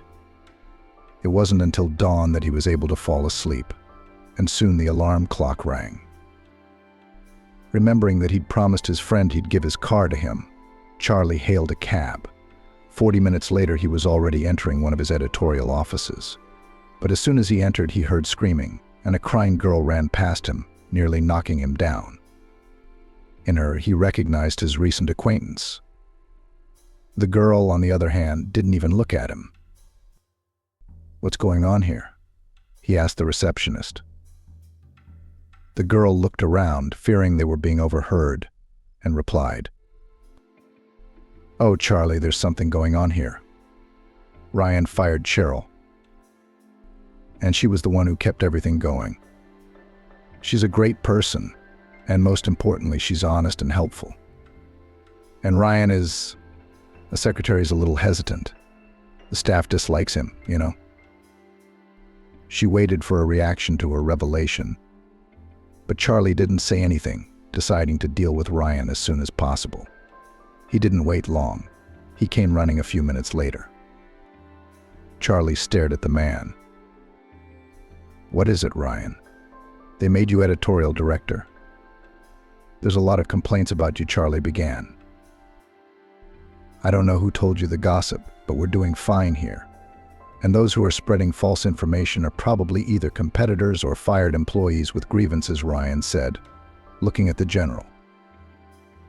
"That's right. Your staff turnover has been off the charts lately. Can you tell me what that's about?" Charlie asked. The man sitting across from him was starting to annoy him. How to filter out the poor quality employees. "We only select excellent people," Ryan answered quickly. "I noticed that. Anyway, starting tomorrow, there's going to be an unscheduled audit at the publishing house," Charlie said. "You can go, you're free to go." The man left quickly, but Charlie could see that he was tense. After making a couple of calls to the central office, Charlie ordered the best specialist to be sent to the publishing house. Before he left, he requested the file on the wrongfully fired Olivia from Human Resources. Charlie took a cab to his mother's house. He thoughtfully stopped at the store and bought everything he needed, and the anticipation of seeing his mother made his heart warm and happy. The place where Charlie had spent his childhood and youth had not changed a bit since his last visit. Unfortunately, he didn't get there often enough to keep up with his busy schedule. After paying the cab driver, Charlie stood for a moment in front of the same 5-story building he'd grown up in. More than once he'd asked his mother to move in with him or buy an apartment in a newer, more modern building, but she'd always refused. Breathing in the scent of the frosty day, Charlie smiled and walked into the entryway. Cheryl wasn't expecting to see her son, but was very happy to see him arrive. "Son, are you okay?" she asked her son cautiously, and hugged him on the doorstep. "Yes, I'm fine," Mom, Charlie answered one-wordedly. "It's just that you usually give me a heads up." "No, it's not that I'm glad to see you, it's just that you seem upset about something. Tired of the hustle and bustle of the city. You want to go home?" "I haven't seen you in a while and I miss you," Charlie smiled childishly. Cheryl didn't question her son, though she could see that he was obviously puzzled about something. That night, for the first time in a long time, Charlie fell into a deep, restful sleep and slept until almost lunchtime the next day, having turned off his cell phone. When he turned it back on, the messages poured in, as if he'd been out of touch for a month. "Call me back right away." There were at least a dozen such messages from Stephen's friend. Among them were messages from Sue, but it was decided to deal with them later. Business was more important. Stephen immediately answered the call. "Where have you been?" It's just this. I thought something had happened to you. You've got everyone on edge," Stephen yelled into the phone. "Wait, what happened?" Charlie wondered. It turned out that Charlie's car had been in an accident and could not be repaired. In the evening, going to do business instead of Charlie. Stephen remembered that he had forgotten important documents in the office, so he asked the driver to go and get them. But he got into a terrible accident in which he died. According to the preliminary version, the car was damaged brakes and gas tank. The car burst into flames. "It wasn't an accident," the guys said. Stephen continued. "You and I were lucky. Too bad about the driver. He was a young guy who'd just gotten a job."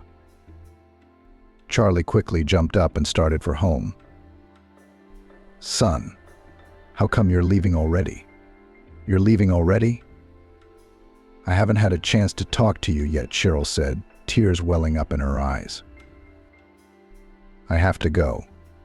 Mom, I'm sorry, I'll be back soon, don't worry." Charlie kissed his mother and ran to the cab. 3 days later, the official examination confirmed the speculation. Olivia had received a very small amount in the cash register, even though her salary wasn't that high relative to her employment and responsibilities. She had never asked Ryan to give her a raise. It was embarrassing in front of the staff, since everyone knew they lived together. It seemed to Olivia that by doing so, she was making a significant contribution to the overall family business. She loved her job very much. It was a shame no one ever appreciated it. At 2 on the cold train, time seemed endless, getting off at the right station. Olivia was being blown through the wind.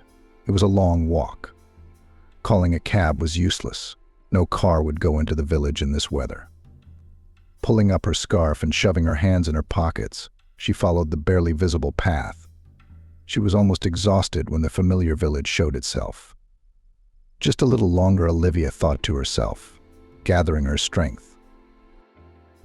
Suddenly, she thought she heard a strange sound nearby. Olivia looked around and noticed a human figure lying in the snow. Cautiously approaching, she heard a man muttering.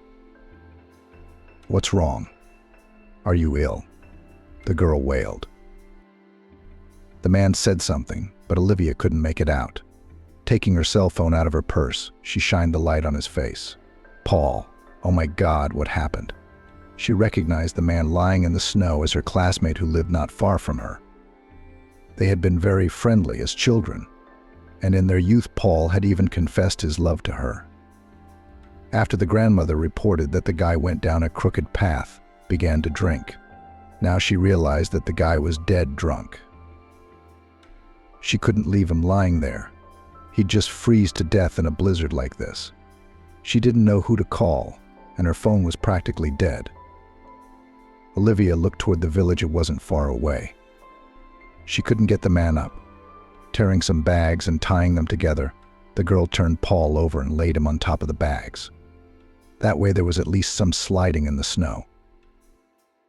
She just couldn't do it any other way. Her strength was leaving her, and her hands were starting to freeze without gloves. But after a couple hours, she was still able to drag him home. Knocked on the window of a neighboring house. Olivia saw Emily, his elderly mother. Together they carried him into the house. The woman thanked Olivia at length, trying to persuade her to stay the night. But Olivia hurried back to the house. The shriveled gate, the peeling paint, all told that the house was uninhabited. When she found the key in a secret place, Olivia sighed in relief. They always left it there with her grandmother. The house was cold and damp, and one window appeared to be broken. There wasn't much firewood up the stairs, but there should be enough for a few days. Olivia quickly stoked the stove and went looking for something to fix the window. There was nothing in the back room except a piece of old linoleum. Deciding to make do with it for now, the girl began to work. After a while, the heat from the stove gradually filled the house. Olivia lay down on the bed and fell asleep. She woke up to an unbearable pain in her hands. They were an unnatural color. Olivia realized she had gotten frostbite. At that moment, there was a knock on the door. Emily stood on the doorstep with a basket in her hands. "Olivia, hello, Olivia. I'm sorry, old girl, I didn't get a chance to thank you last night until I put this one to bed. Did you run away already?" I couldn't leave him out in the cold. Olivia smiled, embarrassed. You can come in, but I don't have anything to buy you. I'll go to the store today. To get some provisions? Yeah. Chiara, the clerk, won't open the store in this weather. The porch is snowed in, and there's no one to clean it. I've brought you some goodies. There's chicken, homemade eggs, milk, and cottage cheese. I've also brought you some herbal remedies. Let's have some tea. And the old woman put the basket on the table. Olivia took out the gifts and thanked her neighbor. Still, the world is not without good people, she thought to herself. What brings you here, little girl? And what brings you here, and even in such bad weather? Your grandmother told me that you've settled down in town. Are you well? Emily asked. It's just the way things are, Olivia sighed. She didn't want to give any details. After she said goodbye to her neighbor, Olivia started cleaning and making dinner. The house was already warm enough. In the old trunk, among the many things, she found her old tracksuit that her grandmother had brought her. Her grandmother always put things in the trunk, repeating that everything in life could come in handy. How right was she? Remembering her grandmother brought tears to Olivia's eyes. It was as if she knew everything in advance. There was a reason why she was treated warily in the village, but at the same time she was respected. No one knew about her gift. Only her granddaughter. The rest of us could only guess. Her arms ached more and more, and her throat began to ache. In the evening, she began to feel feverish. There were no medicines in the house, only a decoction of herbs brought by a neighbor and some jam saved. Waking up in the morning, Olivia realized that she was even worse. There was almost no strength. The fever did not fall. The girl periodically fell into a dream. She dreamed of her grandmother and the carefree time they lived together. Her parents had died when Olivia was almost 7. The bus taking them to work had overturned and fallen into a ravine. Everyone survived except Olivia's parents. It was as if her grandmother had known in advance that this would happen. As an adult, Olivia once asked her why she didn't talk them out of going if she knew everything. It is not in my power to decide the fate of people, grandmother answered. We can't escape fate, no matter how bitter we are. Since then, they lived alone with their grandmother. The old woman took care of her granddaughter as best she could. She even managed to buy a small apartment in the city for her. The girl adored her grandmother, trying to help her in everything. Olivia learned about the fact that she also received her gift from her grandmother a little later, in adolescence. Visions were rare, but very frightened the girl. Olivia felt that everything was burning, but there was almost no strength to get out of bed. There was a knock on the door. Olivia tried to tear her head off the pillow, thinking that whoever was behind the door would definitely help her. The girl gathered the last of her strength and slowly made her way to the front door. The knocking was repeated. But opening the door, Olivia still could not see the guest, having lost consciousness. There were no numbers on the houses, nor were there any street names. Charlie had almost given up hope of finding his recent acquaintance Olivia. He knocked on one of the few houses with a light on, hoping to find out something about her. The elderly woman who opened the door let him in. I only know of one girl named Olivia that you might be looking for, the old woman replied. It's mostly old people and people like my son. The woman nodded at the man snoring loudly on the bed. The smell of booze in the room spoke for itself. Olivia saved my father from starvation the other day. Dragged him on her back when she found him in a snowdrift. Please thank her again for me, please. I can't walk myself. I've been sick for 3 days. It's hard to get up. Now Charlie knew the direction in which to go. When he found the right house, he noticed that the door was covered with snow, and only the slightly dimmed light of the lamp showed that there were people in the house. No one answered the knock. It took more than one knock before Charlie heard footsteps. But the girl who had opened the door fell senseless. Charlie managed to pick her up and carried her into the house and carried her to the bed. The girl's face was dead pale. Her whole appearance suggested that she needed to go to the hospital immediately. Charlie dismissed the idea of an ambulance, for it would not be likely to get over such a rough road. So he decided to drive her himself. The SUV he'd borrowed from his father could easily overcome any snowdrift. Charlie wrapped Olivia in warm blankets. He gently placed her in the back seat of the car and drove to the hospital. At the same time, he called a doctor he knew and received instructions from him. Charlie carried Olivia into the emergency room in his arms. The doctors were waiting for them. Separate room, medication, I'll pay for it. I'll pay for it. I'm asking you to help her, Charlie asked. Don't worry. It's our duty. The doctor replied and slipped the bill he had received from Charlie into his pocket. The girl was taken away, and Charlie was told that he would be informed of her condition as soon as the picture was clear. All the way home, Charlie thought of her. Not every girl would risk her health to save some alcoholic, he thought to himself. Amazing, touching, and so defenseless. That's exactly how she seemed to me, even though I didn't know her at all. Olivia. When she opened her eyes, Olivia couldn't realize where she was. It was only after a while that she realized it was a hospital. The room was modern, well-maintained, the kind she'd only seen in movies. Her hands were fully bandaged, and a vein was filled with medicine from a nearby IV. How she had gotten here was unclear.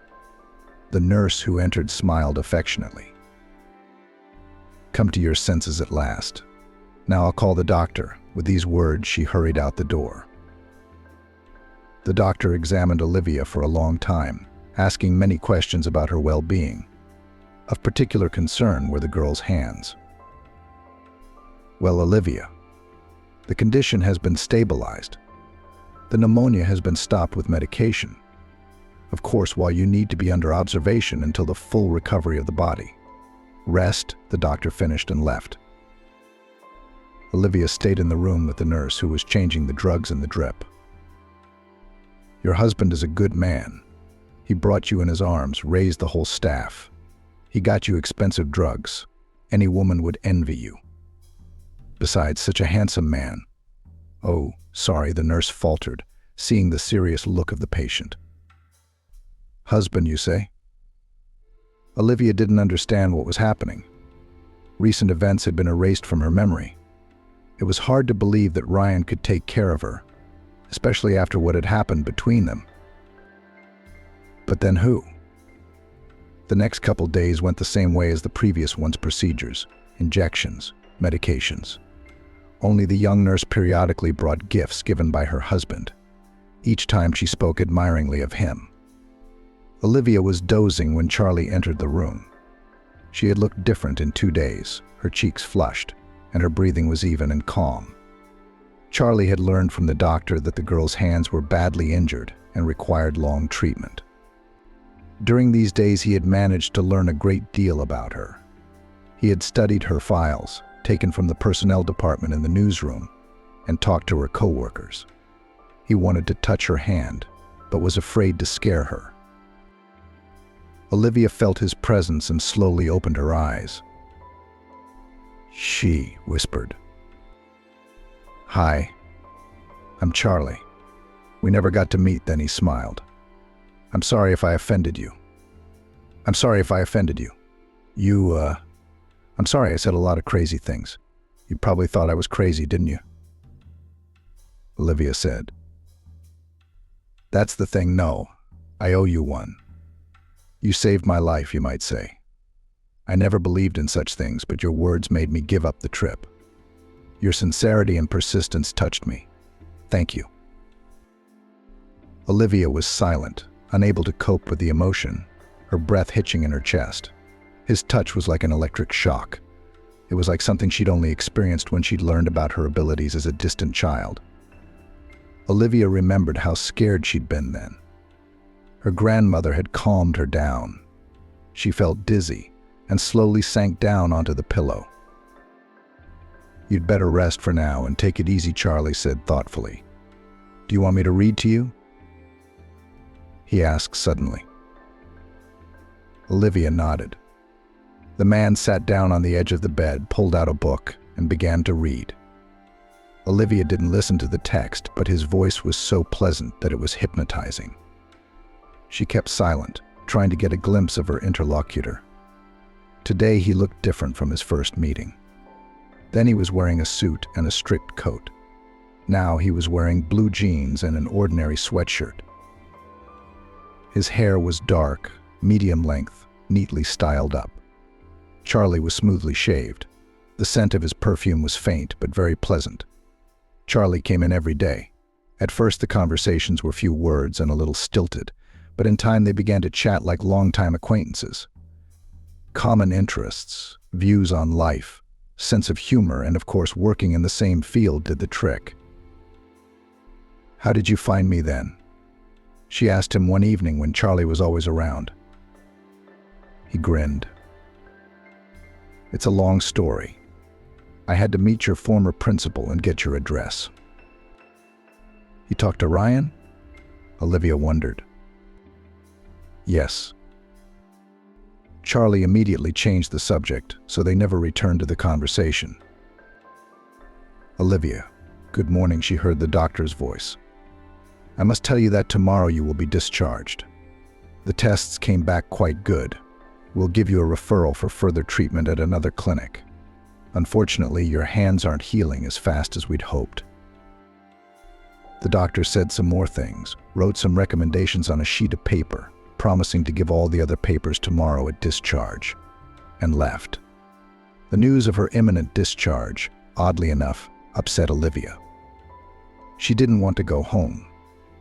With sore hands, it was scary to get on with her life. Olivia realized she couldn't do it. There was no money to continue treatment at the clinic the doctor had mentioned today. The treatment she was receiving now, as she realized from the nurse's words, had been paid for by Charlie. This evening was the first time he had not come to see her. Olivia waited until after dark, but in vain. Sleep didn't come either. All sorts of thoughts popped into her head.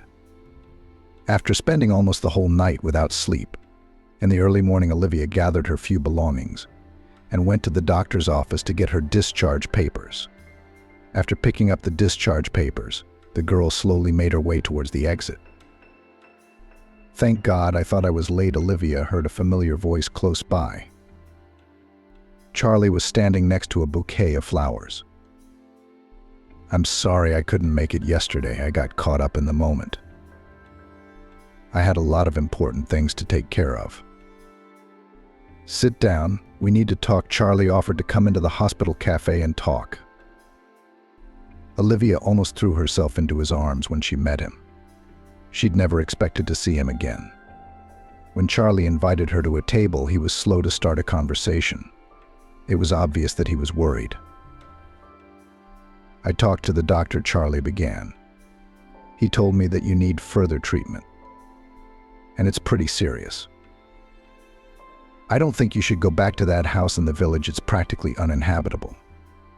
Getting from there to the city for treatments is unrealistic. And how are you going to support yourself at home?" Charlie paused. "I have an apartment in the city," the girl said quietly. "I know that too. I know that too. And I know you're unemployed because of Ryan." The man was clearly tense. "I have a business proposition for you." Charlie finally said, "I'm offering you a job and a place in my house." When he said that, he looked at her questioningly. "What kind of work?" "I don't really understand," Olivia said, confused. Her mind was a mess. "Olivia, you're an excellent specialist in your field. I'm sorry, but I had to do some research. I have a very interesting project in mind, but I need the help of someone I can trust. That person is you. I have confidence in you, and you have the experience I need. So far, only a very small circle of people know about it. We'll discuss the details a little later."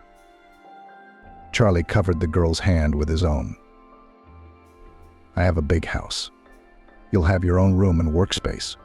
We'll go to the necessary procedures, so you'll get well sooner." He looked into her eyes. Think about it, because it's the best way out of this situation. I don't know. Olivia looked into his blue eyes and couldn't understand what was happening to her. After a brief pause, she finally decided to answer. I agree. She thought to herself, whatever happens. She didn't want to break up with Charlie, after all. He smiled and exhaled a sigh of relief. Charlie nodded, and they headed toward the parked car. It wasn't a Jeep, but a dark blue executive sedan. I've decided to change my image, Charlie laughed, seeing the question in his companion's eyes. It was a long way to their destination. All the way they talked casually, laughing and joking. But the closer they got, the more serious Charlie became. Finally, he stopped the car at the entrance to a private village. Olivia, there's something else I'd like to tell you. Charlie paused. Sue, my girlfriend, lives in the house besides me.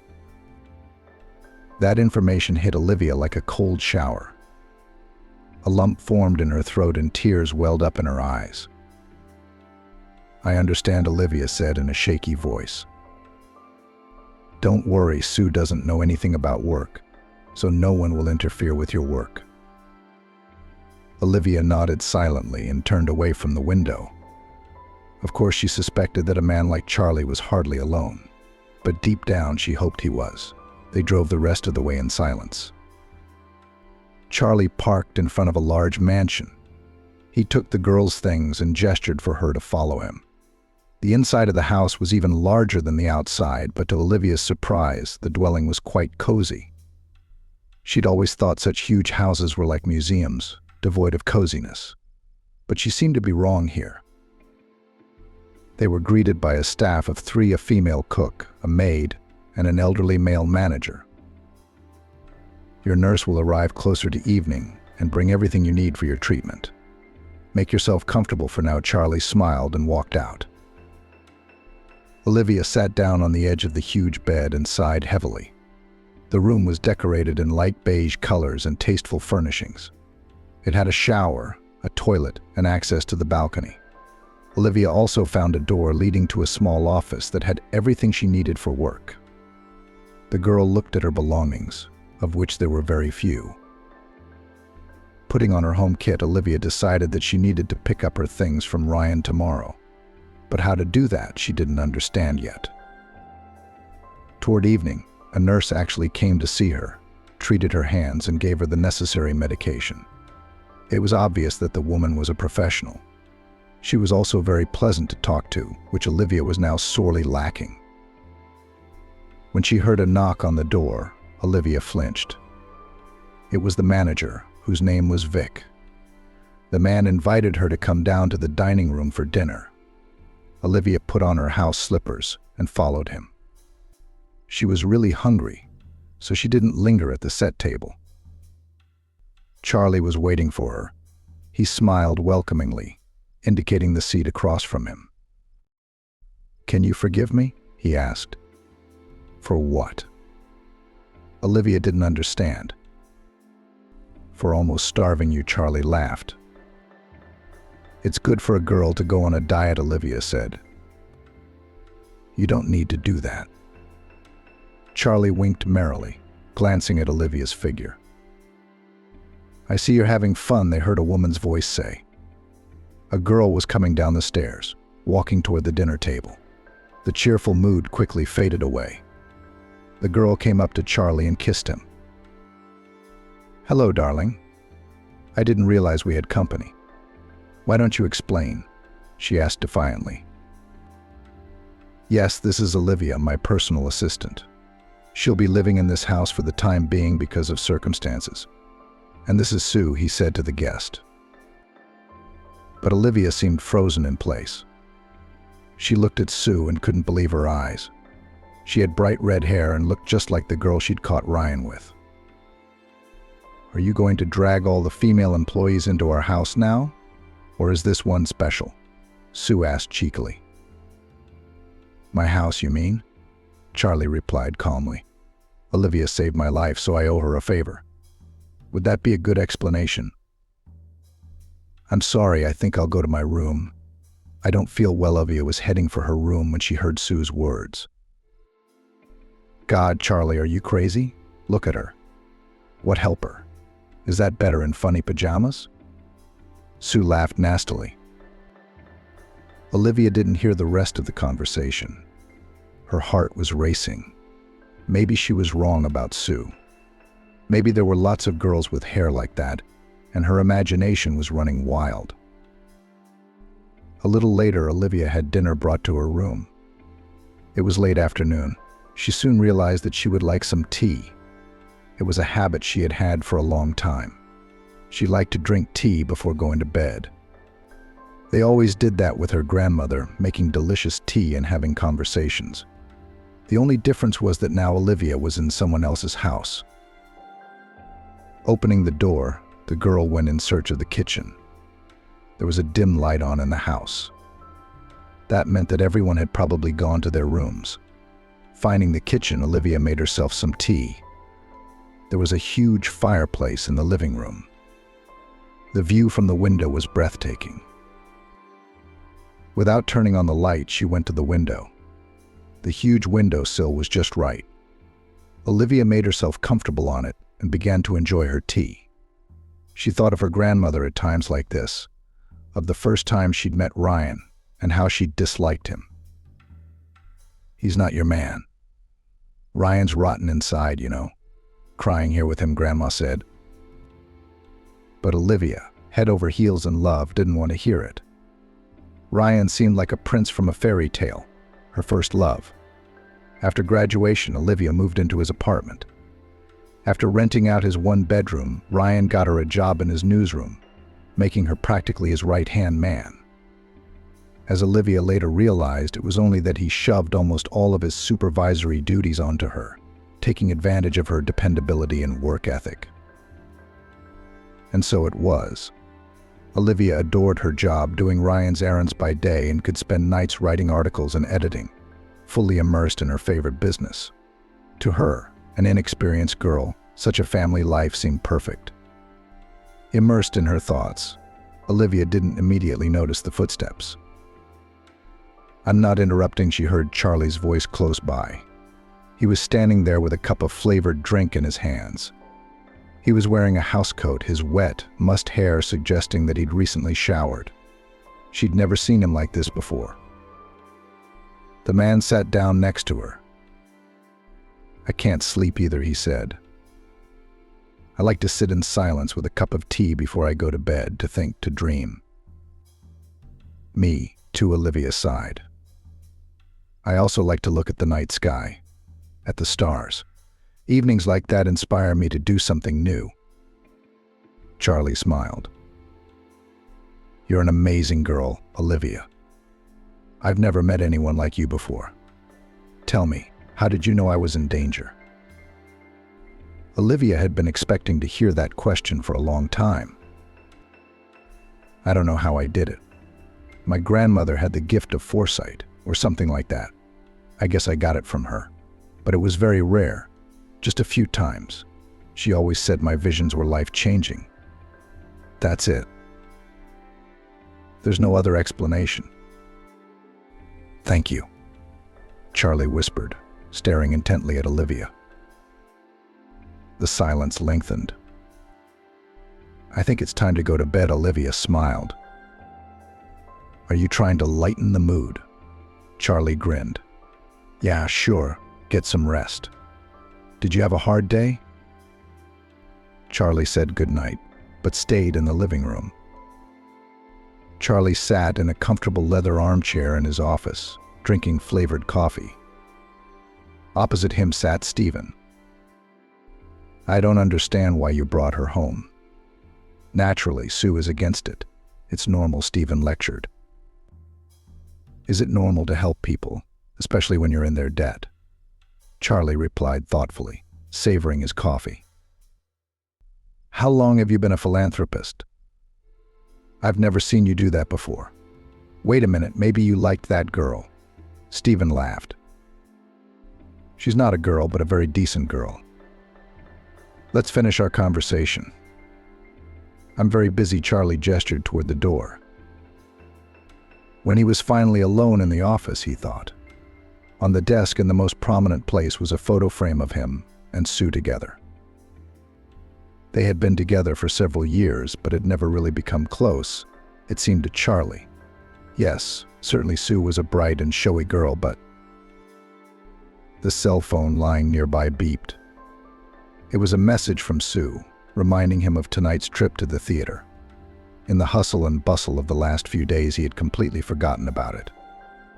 He didn't want to go, but when he imagined how Sue was going to kick his ass after he said no, he decided to go. Olivia woke up as the sun came up. Her arms ached, but not as badly as before. When she went to the window, she saw Charlie heading toward his new car. He was wearing a business suit today, just like when she'd first seen him. As if sensing her gaze, he turned around and looked at her through the window.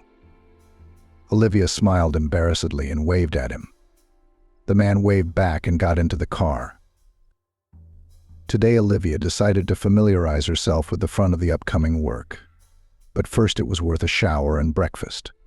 When she came downstairs, she found Sue sitting at the table. "God, you again," she heard herself say. "Darling," she turned to Olivia. "This is the dining area for the owners of the house, not the staff.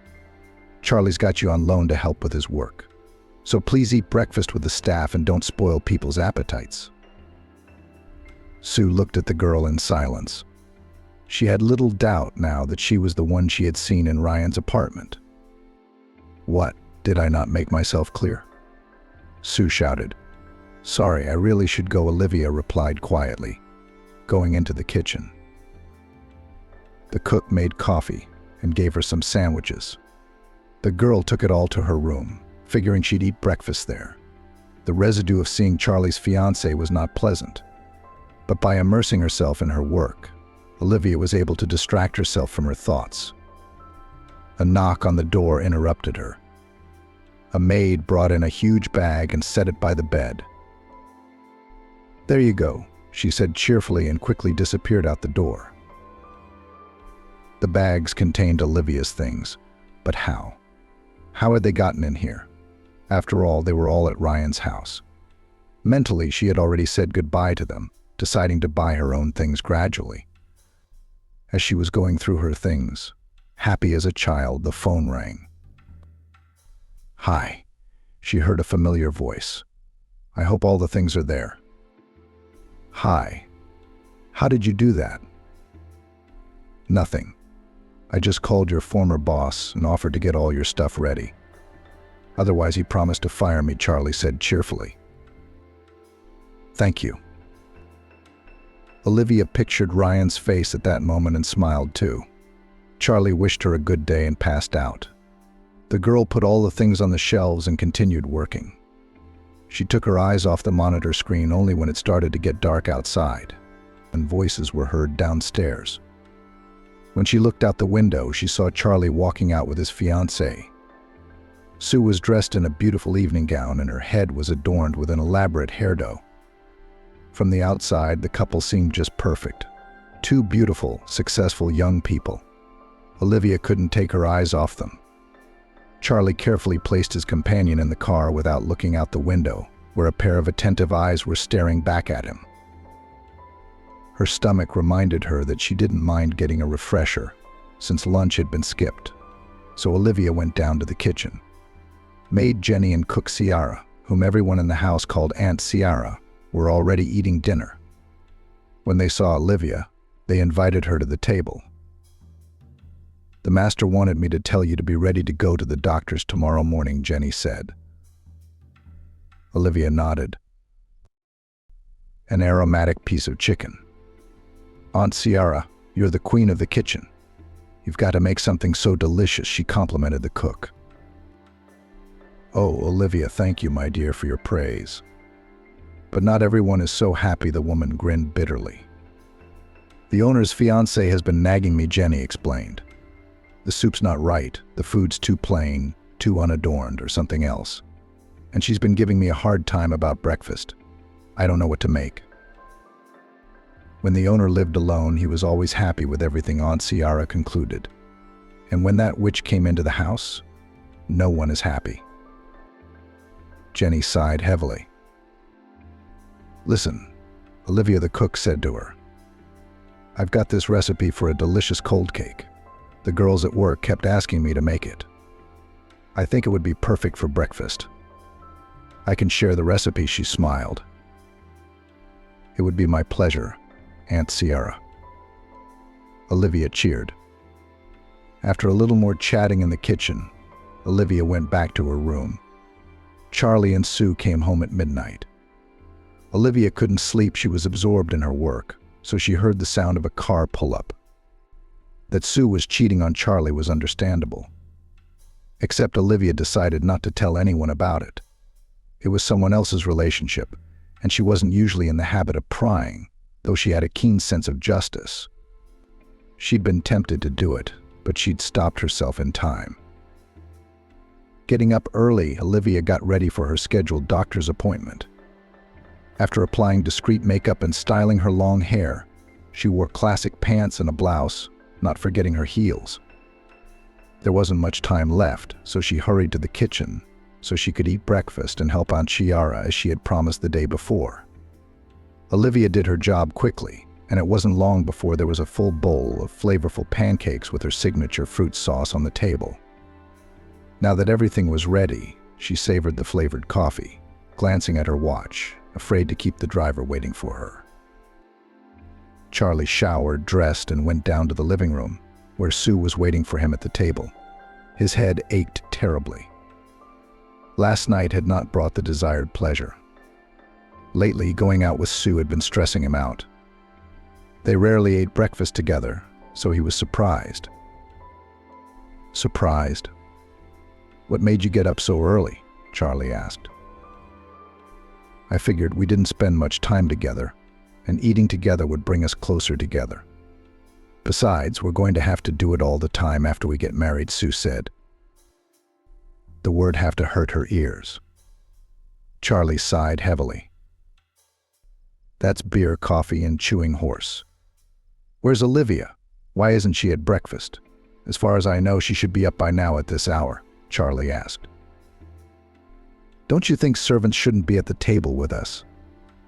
Sue looked at her fiancé defiantly. She's not a maid. I thought I told you she saved my life. So she's a guest in my house. And now I have to put up with this mongrel next to me. Have you seen the stupid pajamas she wears? How redneck do you have to be to come down to dinner in your pajamas in a decent house? Yes, I told her to eat with the servants and not to interfere with us, Sue shouted, unable to stop herself. That's right, Charlie pounded the table for the first time and raised his voice. In this house, as long as I'm the boss, I'm the only one who decides who sits at the table with me. And if you don't like someone else's company, eat somewhere else. Charlie got up and went into the kitchen. He found Olivia in the kitchen, chatting sweetly with the maid and laughing merrily. He stood in the doorway for a second. Olivia looked different today. Strict pants and blouse emphasized the advantages of her figure, and makeup and styling made the image unusually gentle. Olivia, Charlie called out to her. Come on, we have to go. Today I'll take you to the clinic myself. The girl followed him in surprise. Sue, still sitting at the table, looked at the transformed Olivia with surprise and anger. You look great. Charlie complimented her as they got into the car. Olivia smiled silently. It took them almost an hour to get to the clinic, and then they waited for the right doctor. When the doctor examined the girl, they were both quite tired and hungry. You see, the doctor said that the wounds will soon be completely healed and you'll be able to live like you used to, Charlie said cheerfully. Yes, thank you very much.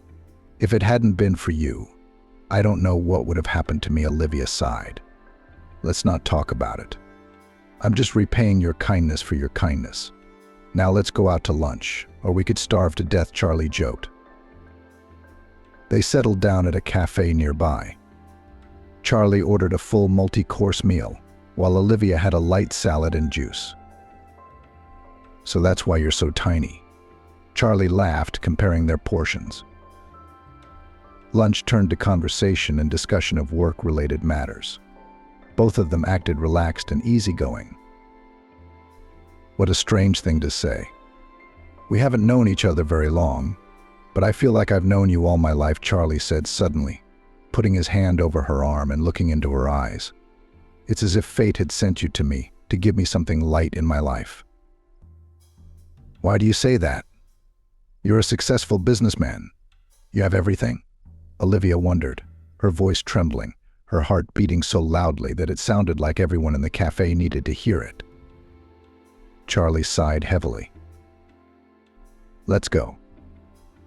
I need to show you something. When they arrived, Olivia marveled at the huge office building with its many adjoining structures. It felt like they were in a mini city. Do you like it? Charlie smiled. Yes. But I don't really understand what I'm doing now, which I got with the help of my father. And of course, he never misses an opportunity to remind me of that. Yes, I'm very grateful to him for the start in my career that he gave me. But, I want to prove to everyone, to him, and first of all to myself, that I am worth something. I've been thinking for a long time and decided to realize my media project. I want to launch several TV channels, an advertising agency, and a publishing house. I have a lot of ideas, and I want you to help me. No one knows about this but you. I want to keep it a secret. At least for now. You mean Sue doesn't know either? Olivia asked, stunned. No, why not? You two are getting married, aren't you? Olivia asked. Sue is far away from all this. She thinks money falls out of the sky, Charlie replied briefly. They stayed there for a while, looking around and making plans for where everything would be. They didn't get home until after dinner. Sue, watching them from the window, was literally choking with anger. Everything was falling apart. Charlie had grown cold to her, and everything was going so well. Sue ran out as soon as Charlie and Olivia entered the house. She threw herself at him and snuggled into his arms. I've missed you so much. I haven't had dinner without you. I'll get the table set up. Olivia, I hope you'll join us. I think I'd rather eat in the kitchen, Olivia said. Please join us for dinner, Charlie asked. Olivia nodded, unable to refuse. Changing into her favorite pajamas, Olivia went downstairs for dinner. Everyone was already at the table, waiting for her. Sue glanced at her guest and tried to suppress a laugh, but it didn't go unnoticed. The servant set the table. Jenny, I'd like for breakfast tomorrow those wonderful pancakes we had this morning. They remind me of the flavor of my childhood, Charlie said with a smile. Charlie, I'd love to. Except I didn't make them, Olivia did, the cook said. He looked at Olivia, surprised. For all your virtues, you are a great cook. He praised her. Olivia smiled, embarrassed. You're exaggerating. It's just that we never had servants. My grandmother and I used to bake something for tea. I love the smell of baking in the house. I think it adds to the coziness and warmth of the soul. I didn't like the pancakes at all. Very greasy. I can't imagine how many calories they have. I wish you'd cut down on the baking, or Olivia would turn into a fat duck, Sue said sarcastically. The servants went to the kitchen, and those at the table at last began to eat, continuing their conversation. Olivia ate in silence, while Charlie and Sue carried on a conversation. Olivia, where did you buy those ridiculous pajamas? Every time I see you in them, I can't help laughing, Sue laughed unpleasantly. It was given to me by a very nice man, so it's precious to me. Unlike you, I was born into a simple family where comfort was valued more than showy outfits and pathos, Olivia said. If you'll excuse me, I think I'll go. I'm a little tired. Olivia walked out and headed back to her room. Why do you keep picking on her? Why don't you get tired of it? Charlie asked. I was just asking. I can't stand the whole hillbilly thing. Yeah? Did you happen to forget that I'm from the country too? Are you making fun of me? Charlie raised his voice. Vera has an excellent education, excellent work experience, and a sympathetic heart. What can you do? Maybe you want to trade me for that provincial girl. I wondered what you brought her here for. It's all clear now, Sue said. I hope you don't regret it. With that, Sue left the table. Charlie couldn't sleep. Tonight he went to bed in the living room. Olivia wouldn't get out of his mind. It was easy and comfortable with her. He could be himself. He was also insanely attracted to her. They'd spent a lot of time together the last few days. He'd probably realized that she wasn't just a random person in his life. Charlie woke up this morning with a heavy head. There was a call from his father, who asked for a meeting in a disgruntled voice. It was going to be a busy day. Lately, communication with his father did not arouse positive emotions. There were only reproaches and complaints. That's why Charlie decided to start his own business and start from scratch. But no one could know about it yet, except Olivia. She was the only one he could trust. Lately, this girl seemed to him a ray of light in his gray, as it seemed to him, life. They were spending more and more time together. And every day Charlie realized that this girl attracted him more and more. Her simplicity and spontaneity combined with her enormous efficiency amazed him. She was so involved in the new project that she was literally breathing on it, offering many interesting ideas. After a quick coffee, Charlie went to his father's office. The huge building in the center of the city stood out favorably against the background of other business centers. His father liked everything ostentatious, unlike his son, who, no matter how hard he tried, liked simplicity in everything. "What's the emergency?" Charlie asked, stepping into the spacious office. "I won't beat around the bush. I'll get right to the point. Sue called me yesterday." Complaining, Charlie paused and looked at his son questioningly. "Ah, that's it." Charlie grinned. "And you decided to act as a peacemaker from the province. Am I right?" "Don't exaggerate. I care about your fate. If you're doing something stupid, who's going to guide you but your own father? Don't you think the time for parenting is long past?" "I don't think so. Am I not the little boy you abandoned who needed you the most at the time? I'm old enough now to handle my own personal affairs," Charlie replied irritably. "Don't be silly, son. Sue's perfect for you. And her father's connections will open a lot of doors for us. Besides, the girl's head over heels in love with you. What more do you want? And what's this about some tramp you brought into the house?" Charlie stared into his father's eyes and said, barely able to keep from shouting, "That's right, not a tramp, but a very clever and decent girl, to whom you all have yet to grow up, and who to bring into my house is for me to decide." He stood up and headed for the exit, turning around at the door. "I hope we understand each other." Saying this, he left his father's office. I felt sick to my stomach. I didn't want to see anyone. Almost no one. Getting into the car, he drove to the place where he planned to organize his new project. Olivia was there, working hard. The girl was enthusiastic. Charlie saw her leaning over the papers and admired her. Surprisingly, she was the only person he felt comfortable around, especially lately. After pouring 2 cups of coffee, Charlie knocked on the door. "Can we not knock? You're the boss."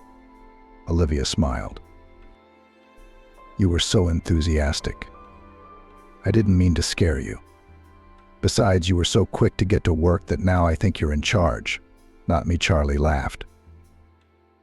After they drank coffee, they began to discuss the work. Olivia announced that she'd found some great people, including some from her last job. Plus, she'd arranged a meeting with the company that made the equipment they needed. "I've also designed the office space and prepared some sketches for you to look at." Olivia held out a folder. "You're a miracle. God sent you to me." Charlie walked over to Olivia, and took her hands in his. She didn't say anything.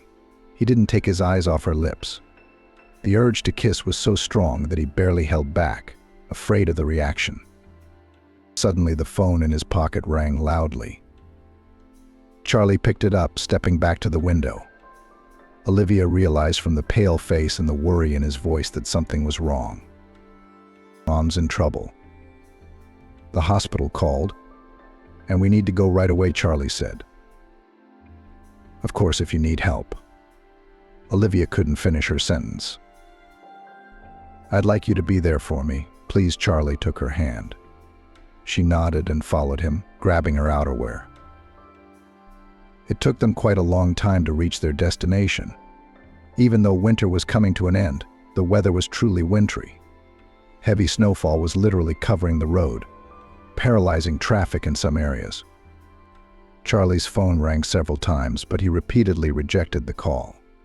Pulling up to the hospital almost at night, they went straight to the attending physician, who reported a heart attack in Charlie's mother. After describing the situation, the doctor authorized a visit in the morning since the woman was conscious. There's no point in going back. The roads are completely snowed over, Charlie said to his companion. We'll spend the night at Mom's apartment. If you don't mind, of course. Olivia didn't mind. She couldn't imagine her life without the man's presence. Strangely, not so long ago she'd thought she loved Ryan. Now she tried to keep thoughts of Charlie out of her mind because he had a fiancée. But it wasn't working. When he was near her or touched her, every cell in her body responded. She loved everything about him: his velvety, low voice, his scent, his smile, and his eyes. Olivia hadn't experienced that with Ryan.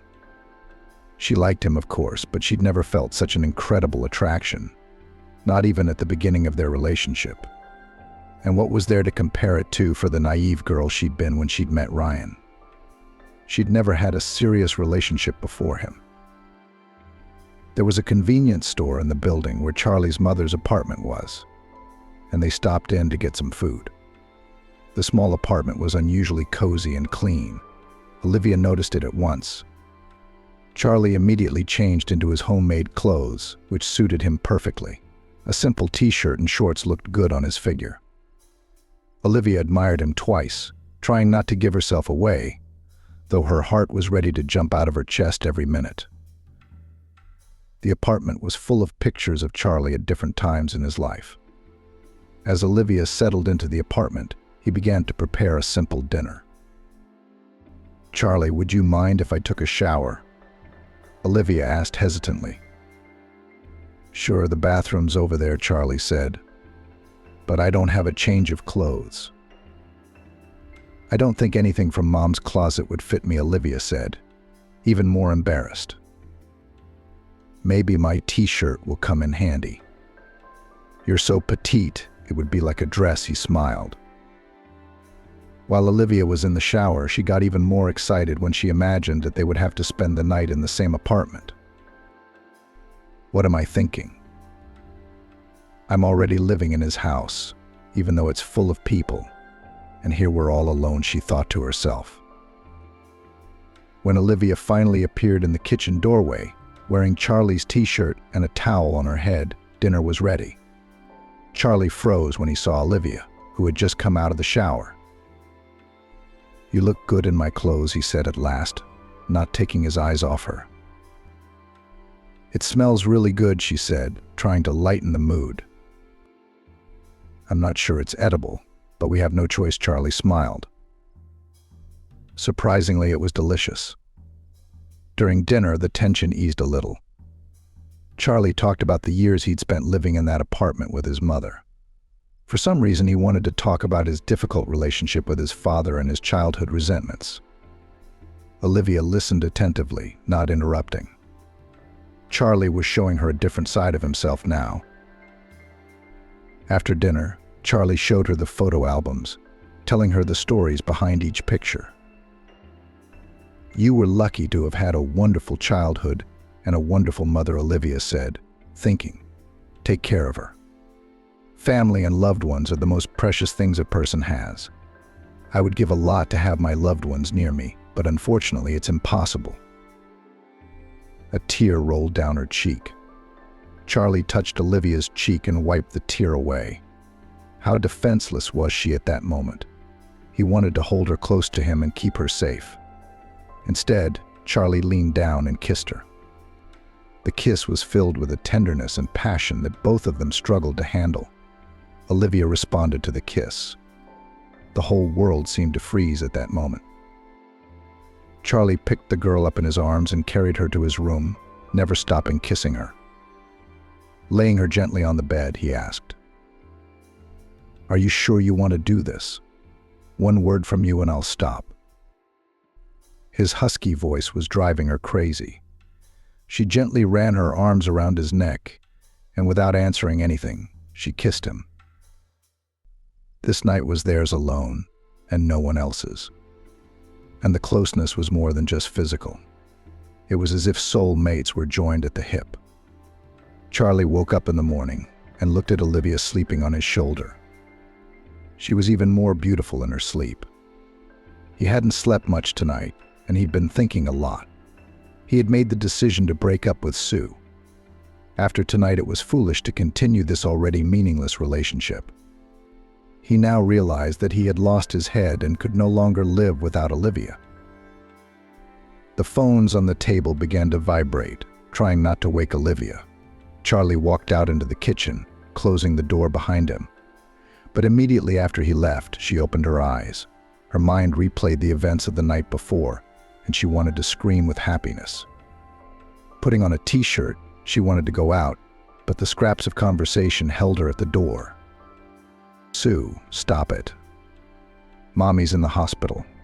I'll be there tomorrow or in a couple days as soon as her life is out of danger. Oleg disconnected."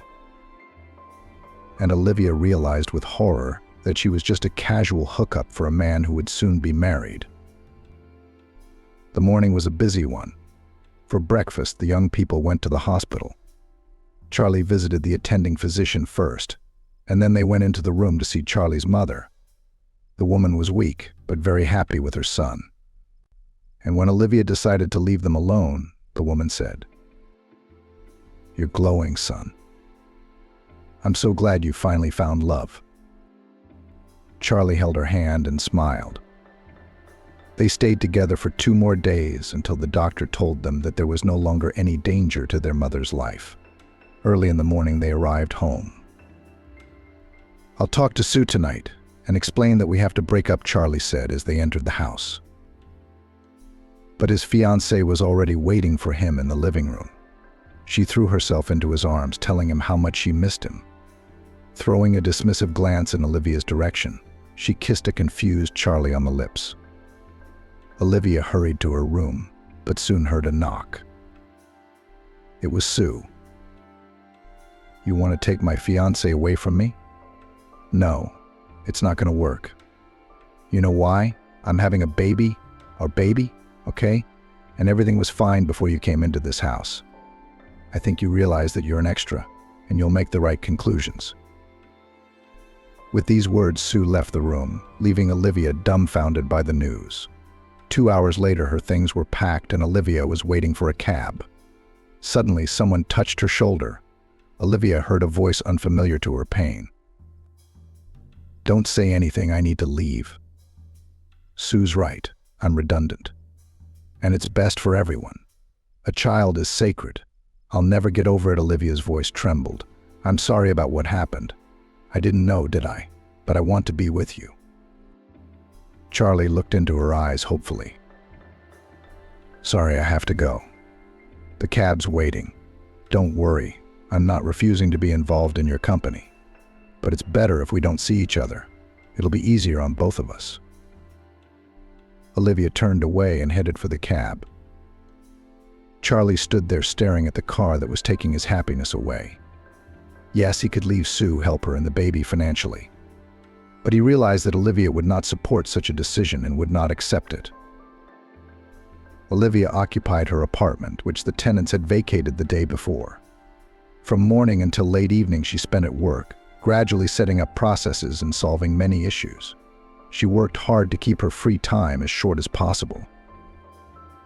Charlie never stopped thinking about her for a minute. He knew a lot about Olivia from the firm's employees and followed her life. He knew that she was highly respected and valued by all the employees. It couldn't be any other way. Being at home was sometimes unbearable because of the presence of Sue, who was unpleasant to him. It was only the thought of the baby that kept him close to her. They were to be married in the next month. But he tried not to think about that, because every night he dreamed of Olivia, and in those dreams they were happy together. One evening, when he was feeling dreary, Charlie decided to visit Stephen to get his mind off it. The door of the apartment was ajar, so Charlie decided to enter. As he took a step, he heard two men shouting. The voice of one of them was Stephen's, but the other sounded vaguely familiar. "And what are you offering me? If you hadn't been such an idiot, it would have been just as I'd planned to blow up the car. You should have thought of that," Stephen shouted. "What was I supposed to do? You promised me money, and it never came. And then there were all those inspections. He would have gotten to the bottom of it soon enough, and who would have been to blame? You'd be above suspicion, of course. And me? You asked me to wait a little longer. He trusts me 100%, but we had to proceed with caution. And after the incident with the car, he's been watching everything and controlling everything. I had to lay low," the other man said. "Great. And now, after all the checks, they're going to throw me out on the street. Sue left me because I got her pregnant. She said she wasn't going to be with a penniless urchin. And that naive Charlie took her word for it that the baby was his. And with me in love, it's all about money. Anyway, either you pay me right now, or I'm going to go tell him what a good friend he has." Charlie entered the office. Both of them froze in amazement. Stephen's conversation partner was Ryan, Olivia's ex-husband. "I really thought of you as a friend, almost a brother," he said to Stephen. "That's too bad." He'd kicked Sue out the door that night, and in the morning his father had called, threatening to take the company away if he didn't change his mind. "Take it. I'm tired of being controlled by you. I don't want to see you anymore," Charlie told his father. "I'll turn things over to you tomorrow." Charlie disconnected the phone, took the car keys, and drove to an address he'd known for a long time. Olivia opened the door right away. "I'm sorry, I'm a fool. I'm not the one who got Sue pregnant. I can't be without you," Charlie said. Olivia was silent. A tear ran down her cheek.